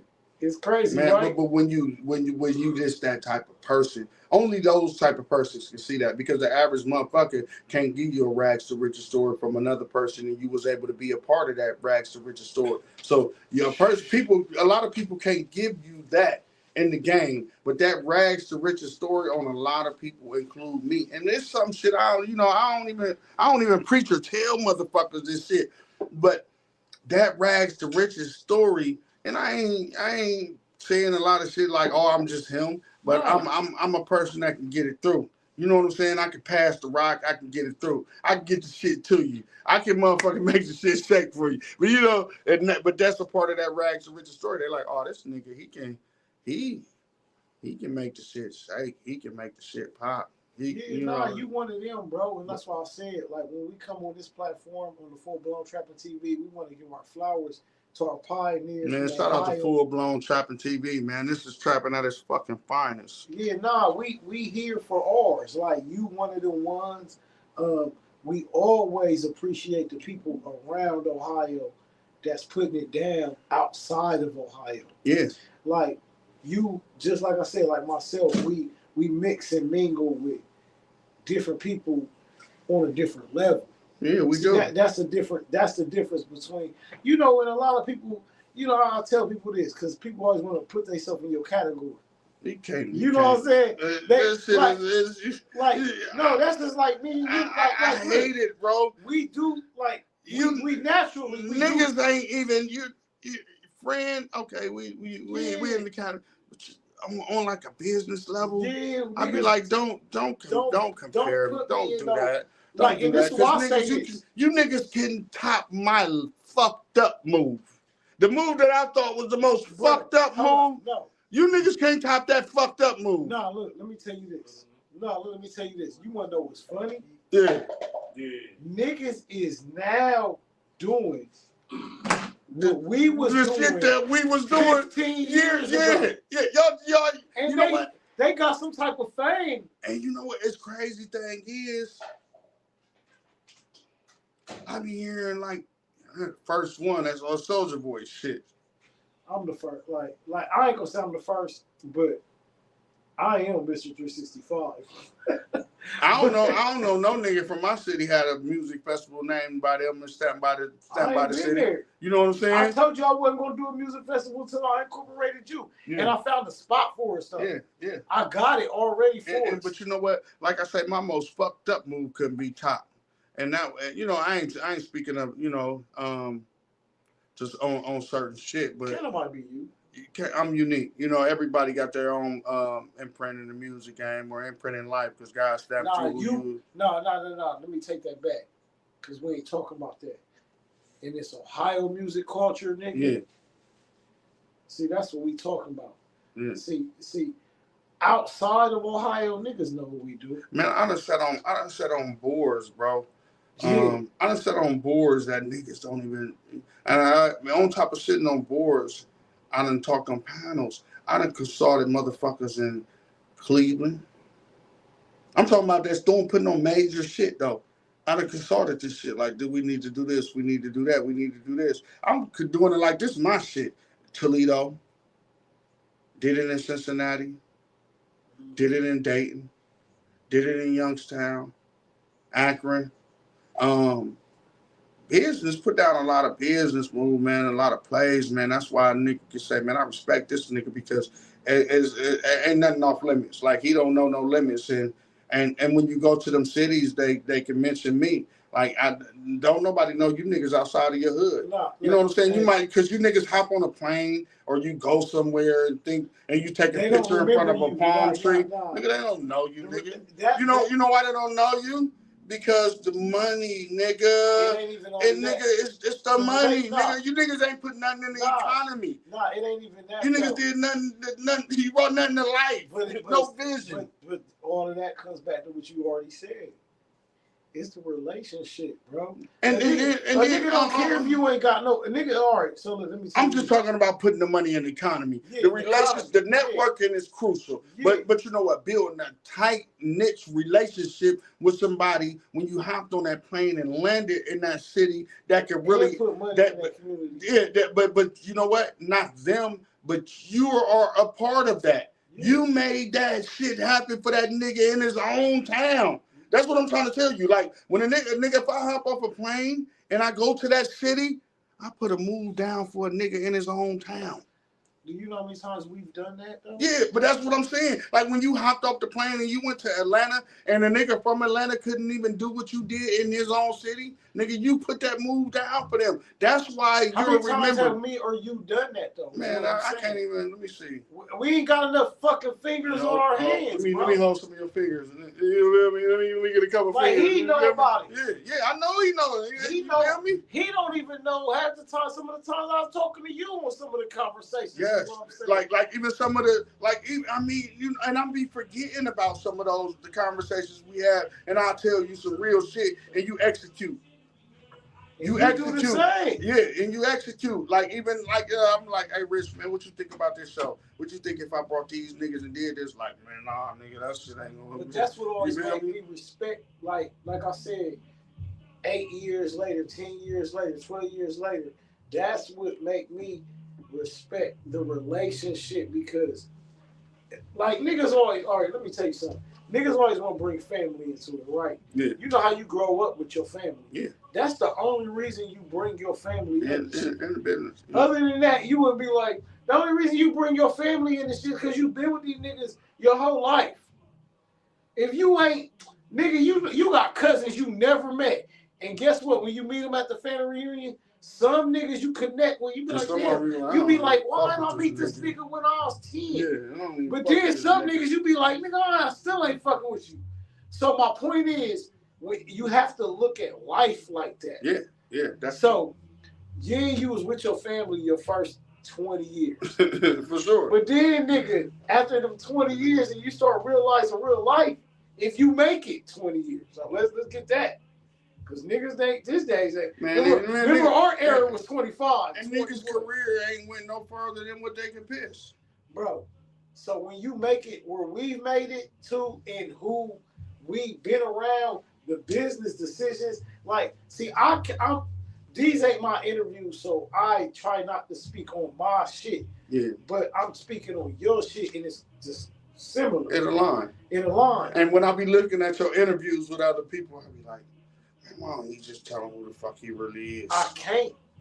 That ain't my position. You know, but you know I know that. But I be like, damn, man, that nigga just did this. And I know he did this because I was right next to him, or I was on the phone with him, or he was in the car with him, or we was together. Like, and I seen it, and I bear witness to the moves, your least move that nigga. Okay, think of a move that you made that just was like awful to you, bro. And niggas like, but think of somebody who topped that awful move though. But look, let me tell you some of my least moves to me, because they the same as you. So this your interview, you brought them up. But let me tell you, like, just because I never, like, and if I ever get a chance and niggas interview me and ask me some type of questions and I answer them, but look, to me, all my least moves that made me who I am was the moves that I didn't get paid off of. Yeah, and like, but you know what? Rich the Kid, famous. I'm about to name niggas that niggas know. Son, am I lying? Rich the Kid, Famous Dex, Coco Vango, Icewear Vezo. Some of the biggest niggas you know. Top the moves though. Who can top them the least? Hey, and I'm saying because you didn't get paid and it wasn't a success in your mind. But my nigga said it was a success. No, it definitely was a success for my career. Like, and but them your least moves. I'm saying no, that was my least moves because, like, what I learned was in this business. Let me tell you one thing. Like I said, this is just us having a conversation. Me not trying to take over the interview. No, because I'm here to listen as well. What I learned was, because it brought me to now. Yeah. I wasn't supposed to get paid off them situations. No, because I was brought in. I was brought in. It was to become. It was always you. Like, you brought me into the beanie. You brought me. Hit that one. No, I'm talking about that Moet. Oh, the nigga. Like, you bringing me into the Beanie Siegel situation. That was your situation. Most definitely. But you brought me into it. So, if I didn't get paid at the end of the night, I couldn't be mad. Yeah. So that's how I looked at all my Most definitely. What I'm saying, situations like, now, a lot of situations I should have been paid because of the job I was doing. Yeah. But that's because of relationship that I'm saying. Now, I still got the relationships that I built with these niggas. Yeah. But they more famous than me. What you are, but the relationship is more stronger because you can make some shit shake though. And then now. But that's what I'm saying. That least move to you. No, hold up, time out. It's major. I didn't mean to cut you off. I was in the club with you. What's that? We was on Voodoo's. Yeah. You don't remember my bro called me? It was like, Rich, I'm about to be in Cleveland tonight. I need some weed. And I was like, Piwreckz, so you remember we was talking? Oh, you don't remember? Yes. Yes. You don't remember that shit? That's what I'm crazy. saying. And I'm not even speaking on niggas' names, but I'm just saying, when your rapper friend, you said this earlier, when niggas come in your area, nigga, this nigga in Cleveland. Yeah, I'm in Cleveland. Columbus. I mean, I'm like, just like this, you know, and this is why I say this shit deeper than rap, right? So, Jim Jones come to Columbus, Ohio, more than once, right? He wants some weed because he got weed from several motherfuckers, and it just wasn't it. So one of his people called me like, Piwreckz, man, Jimmy want to smoke. You know what I'm saying? So I get there, I bring one of my homies with me. You know what I'm saying? Shout out to Chief, you from Detroit, man. We go fuck with Jim Jones, and mind you, I'm going through some shit at this time too again. You know what I'm saying? I think this was one of the first times I met him, and he just rolled up the shit. He smoked the whole blunt. I'm thinking like, damn, we about to smoke. This nigga ain't passed the blunt. So he ended up sending me a bottle of Douce. You know what I'm saying? And this nigga came, hey, Jimmy, want another blunt. You know what I'm saying? He ain't asking me like he want to buy it. So I, put him up, he rolled up some more weed. Like, I'm not selling him no weed or nothing like that. And next thing you know, I got some chicken and fries and shit coming to me. They like, and this man's like, Jimmy said, man, go on, eat good, man. He said he want to roll up again. So, by the end of the night, this nigga smoked my whole sack, man. You know what I'm saying? He gets on the plane the next day. I get the call like, hey, Jimmy trying to get high, man. Where you at? I'm at home. But this ain't even a half. I remember Silk, not Silk, but the group, what's the group that the nigga Cisco in? Drew Hill. Drew Hill. So they in the city one day and their manager called me like, hey, where you at, man? These niggas trying to smoke, bro. So I goes to like the little where they at, the outside venue in Columbus, the shit. Promo West or no, it was the outside joint. It's on the where they throw all the big shit out outside, bro. Not the downtown? Yeah, downtown. The Commons. So I go to the Commons, right? I go to the Commons. I know the promoter. The promoter know me. I ain't got a ticket. We never got a hold up. We never hold up. But he like Ohio, we don't have a ticket. So he like, and I'm waiting on a manager to come and get me, but he come and get me with Cisco. So, but he looked at me like, nigga, how the fuck you know them? And I'm thinking in my head, like, I don't know, it's just a part of the game. You know what I'm saying? So they come out and get me, bro. I get in there. I think I had like a zip on me. You know what I'm saying? But we in that motherfucker smoking. We getting high in the bitch. You know what I'm saying? They want some weed. I can talk about this shit now. This shit, yeah. It ain't never weed anyways. It ain't like No, but weed is legal. But at the time it wasn't. But but I don't give a fuck. I'm about to go fuck with these niggas and blow their fucking top back with this pure gas. You know what I'm saying? I did. So they ended up going to Kentucky like 2 weeks ago. So the manager, he called me again and like, bro, they want that same smoke. And then when Jimmy came back, he called this man like, man, who had that one shit? Call that nigga. So I ended up being in the same position, several times. And them just a couple situations. But that's how a lot of rap niggas became rappers. Yeah. No, I'm just saying, I watched the video with 2 Chainz on the interview with Lil Wayne. You know what I'm saying? And nigga, I'm not even speaking. Them ain't even half of the names I don't want to put niggas' business out with other shit that went on that they wanted. But I was able to facilitate. But niggas was come to the city, and these niggas that want some. The order to be crazy. Like,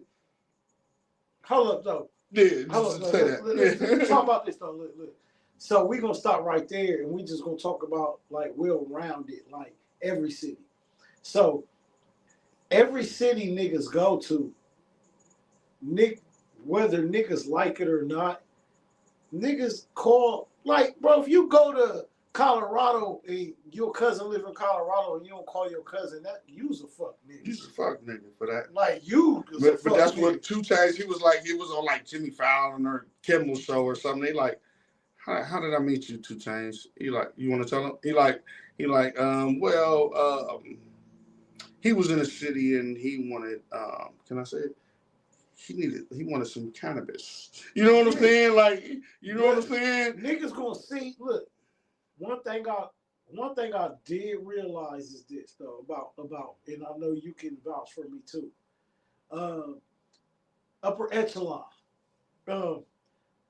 It's like when you in the know, Yeah. Like the shit is better. It's better It's better because you skip a whole level from bottom to all, to mid grade to premium. Yeah, When you skip that level to fucking with premium niggas, you get premium results. Yeah. You know what I'm saying? So it's like, I don't think, like, I'm not calling a average nigga for something premium service. No. You know what I'm saying? So everything that you want, you want premium. You know what I'm saying? I'm not just here for, when I go out of town to another city or whatever, and I need a premium service. I need to call the person that I need to call a premium nigga. A nigga that know premium services. And that's what I'm saying. Like, I be in hella cities, you know what I'm saying? Yeah. But it's crazy. You bring me a 25. Look, I'm just telling you. Let me tell you this. Let me tell you this. And this might sound stupid. Like, this might sound stupid, bro. But I'm going to say this. If I come to your city, bro, and you bring me a $25 eighth, like in my city, I'm cool. Because they're like, I can decipher. Some bullshit, I can decipher the 25. I don't know what the fuck going on in that shit right now. You know what I'm saying? The game's different. No, you know what I'm saying? What I'm saying is, me as a cannabis smoker. Yeah, I don't smoke, so I don't even know that shit right now. What I'm saying is, in my city, yeah, the average going rate is $25. That's what No. So look, if I go out of town and a nigga tell me 25, bro, I gotta smell like 5 bags first. Yeah. Cause it ain't your city. So it's like, it's the same, bro. Shit's so scandalous nowadays.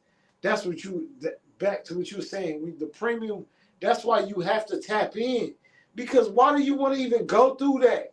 Why do you want to feel like, man, if I know you're in Texas right now, and I'm about to come to Dallas, and you in Dallas, bitch, I'm calling you. Rex, where you at? Nigga, you the first. I don't give a fuck if Slim Thug told me to call him when I get off the plane. I'm calling you. Gregor Slim Thugs. You feel me? Straight up. Bruh, I'm calling you first. We about to pull up.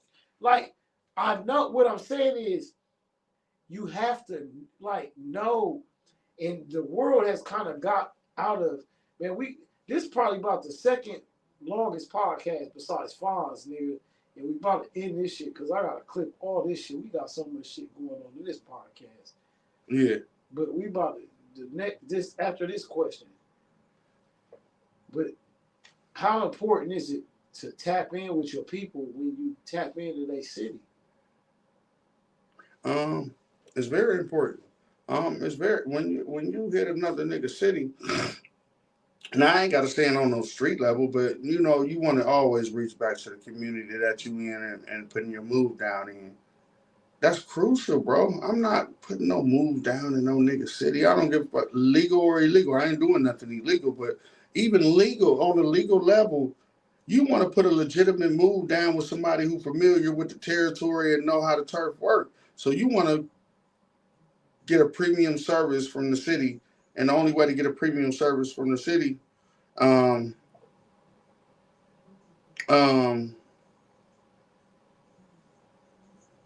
only way to get a premium service from the city is tap in with a premium nigga from the city. Or a premium business from the city. For it, but I was like, no, the end of this sentence. But that's what I'm saying, because I think a lot of the internet and the generation got people fooled with tapping in is like a bad thing. And I feel like, shit, when I go, anytime I've been in another city, like I said, it could be a person from my city in that city. If you already there, bro, I'm about to call you when I pull up. Yeah, instantly. Let's go get this smart. Let's pull up. Let's do it. Like, I don't think that's a bad thing. Like, no, it ain't. The generations kind of got it like misconstrued. Yeah, like, it's all messed up right now, and man. I'm trying to get it back. Not me. I'm not trying to get nothing back. But I'm trying to just put the message out there that where real shit is real shit. There ain't nothing wrong with if your cousin live in Milwaukee and nigga, you get off the plane in Milwaukee and call your cousin. Yeah, there's nothing wrong with that. Ain't There's nothing wrong with nothing that. wrong with that. Man, you gotta tap in, bro. Like, I encourage rappers and entrepreneurs, anybody that's coming to Columbus, Ohio, into Ohio or the Midwest, they're like, man, reach out. Even if you a superstar or whatever you are, man, reach out to that nigga in the community, man. Like show face. Show face, like I ain't saying be in the hood hanging on the block or nothing like that, but like put a move down. Like make a business, do something worthy. Like, man, this nigga is really a legit person, man. He came to Columbus, Ohio. He came to We Promote USA. He came to rich shit, man, and he really talked and chopped it up with the nigga, man. He didn't even want that, man. He was being real. He sat down with the podcast. A lot of times when the cats come to the city and they hop on podcasts, bro, they be wanting like a band. They be wanting thousands of dollars, and you know what I'm saying. They want to check. They don't want to build the city up. Like they don't want, like they already who they is, and they want to capitalize on us. Like my whole thing is with the Full Blown Trapping TV and the Us Ohio Studios. I built that's a baby that I had on my own. You know how like you a single father. They don't talk about the single fathers, do they? Like so, so that like that was some shit I created in Atlanta and said I was gonna bring home like an orphan, and just like do it. So like having you and other people on my platform just blessed me, like because I already know what it. Like I told my people out of town, like I'm about to go back home and just rock with everybody I rock with and get everything popping. And then bro was here earlier and told me, like he already know I'm inspiring other people because a lot of the people that I'm inspiring are his students. Yeah. So now, like I didn't even realize that until I start watching their pages. Yeah. That a lot of people was in school. I mean, and the crazy thing is, you say that, man. Give props when props is due. Give them motherfucker they flowers, bro. Facts. Niggas really don't want to give niggas they flowers and roses, bro. Just let me know I inspired you. Nigga, I'm the reason why you are who you are. Like, niggas, tell me that. Don't sugarcoat that shit. Look, stop you right there. Poochie, I was just sitting right where you were sitting the other day. And the nigga said he was in prison, bro. Look, this is the funniest story I ever heard. So the nigga was pressing him like, woo, woo. So Poochie like, man, I had to beat the nigga. He like, I beat the nigga down, like, boom, beat him up. Yeah. So the nigga was like, some other niggas, older homies, like, niggas came like, Poochie, man, why you do the nigga like that, man? The nigga look up to you and shit, like the nigga. So the nigga come back like, bro, yeah, I always looked up to you, woo, woo, woo. He like, man, that's a weird ass way to tell a nigga that you fuck with him. Nah. You know what I'm saying? Like, damn, just come and say, Rex, you inspired me, bro. Yeah, I fuck with you, bro. Yeah. Like, it's that easy, bro. Yeah, it's that easy. It's simple, man. Just, let a nigga know, man, what's really going on. What's really, how you moving, bro. Like, it ain't hard to give a nigga his roses. Man, let a nigga know you the reason I'm doing this shit. Like, you inspired me. You helped me. You helped me overcome an obstacle. I listened to your music at this point in time, bro. You did this or you did that. Yeah. I don't sugarcoat it, man. When I was gone away, man, it was some music that got me through some rough times, bro. And I salute the niggas who had the music that got me to them times. I'd be like, man, you don't even know what your song did for me. You know what I'm saying? Yeah. Or you don't even know how monumental you've been in my life. That's just, being real. And I don't even want to use that word because everybody used the words real and motion and all of this shit too loosely, man. And they don't even really know the half, man. Nah. Because the fact is, Yeshua gave up his life for being too real and laid on the cross for us. So that's something that you can't. But look, a lot of in this, Nas used to say this, and a lot of people talk about God body, and it's just like when you really possess that in real life. Yeah. No, it's all good. No, it's cool. When you hand me that. When you really possess that in real life, like yourself or myself, like when you really put it down for the people, bro. Yeah. Like what I'm saying is, Get some shit. You know, I got snacks and shit. You feel me? We on the radio. And I told you I'm accommodating my people in this motherfucking day. I want y'all know we got to come through with a bottle, leave a tip. If you a friend, bring my nigga a bottle. You know what I'm saying? We can come through and chop it up. That's it. That's all we look. You the smartest nigga that ain't came on the podcast. Yeah, bring my nigga something, man. I guess I gotta move the TV. Yeah. Back to the wall. Yeah. But that's a bar. Yeah. So all you gotta do is put something on that motherfucker. All you gotta do is bring something, pour something. Put it on the bar. And just to let you know, they brought something. Yeah. They poured something, nigga. Yeah. So don't be talking about what he brought and what they did. Look, hold up, show this to the camera. Hold up. Yeah, let me see the other bottle. Show that to the camera. We did that today. Yeah. Hold up. That's gone. Yeah, we that's about gone. Let me see that other bottle that's gone. Yeah. That's gone. We had a hell of a time. Yeah, we had a time. What time was that? We definitely talked to you niggas. These clips, like this part of the reason why we gotta keep talking is because this is the part that y'all gonna see that's not clipped up. Yeah, and we gotta still keep it entertaining. Exclusive, man. This us being us right now. Yeah, you know what I'm saying? It ain't even part of the shit that we just did, bro. Cause hey, man, being brothers and being real is a different story. You know, man. Like and the terminology that I'm using. It's fucking me up because it killed me when other niggas use it. Oh, that's my bro. That's this. Like, you know, like what you niggas? Fake though. The love don't be real, bro. It don't be real. The love don't be real. But look, you know, one thing I want to say, hey, man, if y'all still on this fucking interview, man, we chopping it up. We done with it. We done with the interview. I was about to say, I was gonna tell y'all niggas, man. Son, I mean, this is long as fucking interview. Hit the end, Like, but this been 2 hours. Hey, give your last shout out. Y'all niggas thought y'all was street champs. Nah. Shout out to the homie Red. Shout out to Sunny Campbell, man. Shout out to Red Ties Kitchens and Catering, man. Oh, my bad. Y'all still on this. We not on the interview. I'm doing this. This is all. Look, we was really talking shit. We talking shit. I don't do this to none of my interviews. I never come from the motherfucker. But I knew this nigga was coming. Yeah. That's why they didn't eat cheeses, bro. You know we done. I ain't got my hair cut. Bro, we been done. I'm on this bitch and I'm signing off for these niggas. Yeah, sign that shit off, man. I'm gonna sign off for these niggas. Part 2. Yeah, part 2. Yeah. I'm tired of talking shit. I didn't talk enough shit. We didn't talk enough shit. Yeah. Nah, it's enough.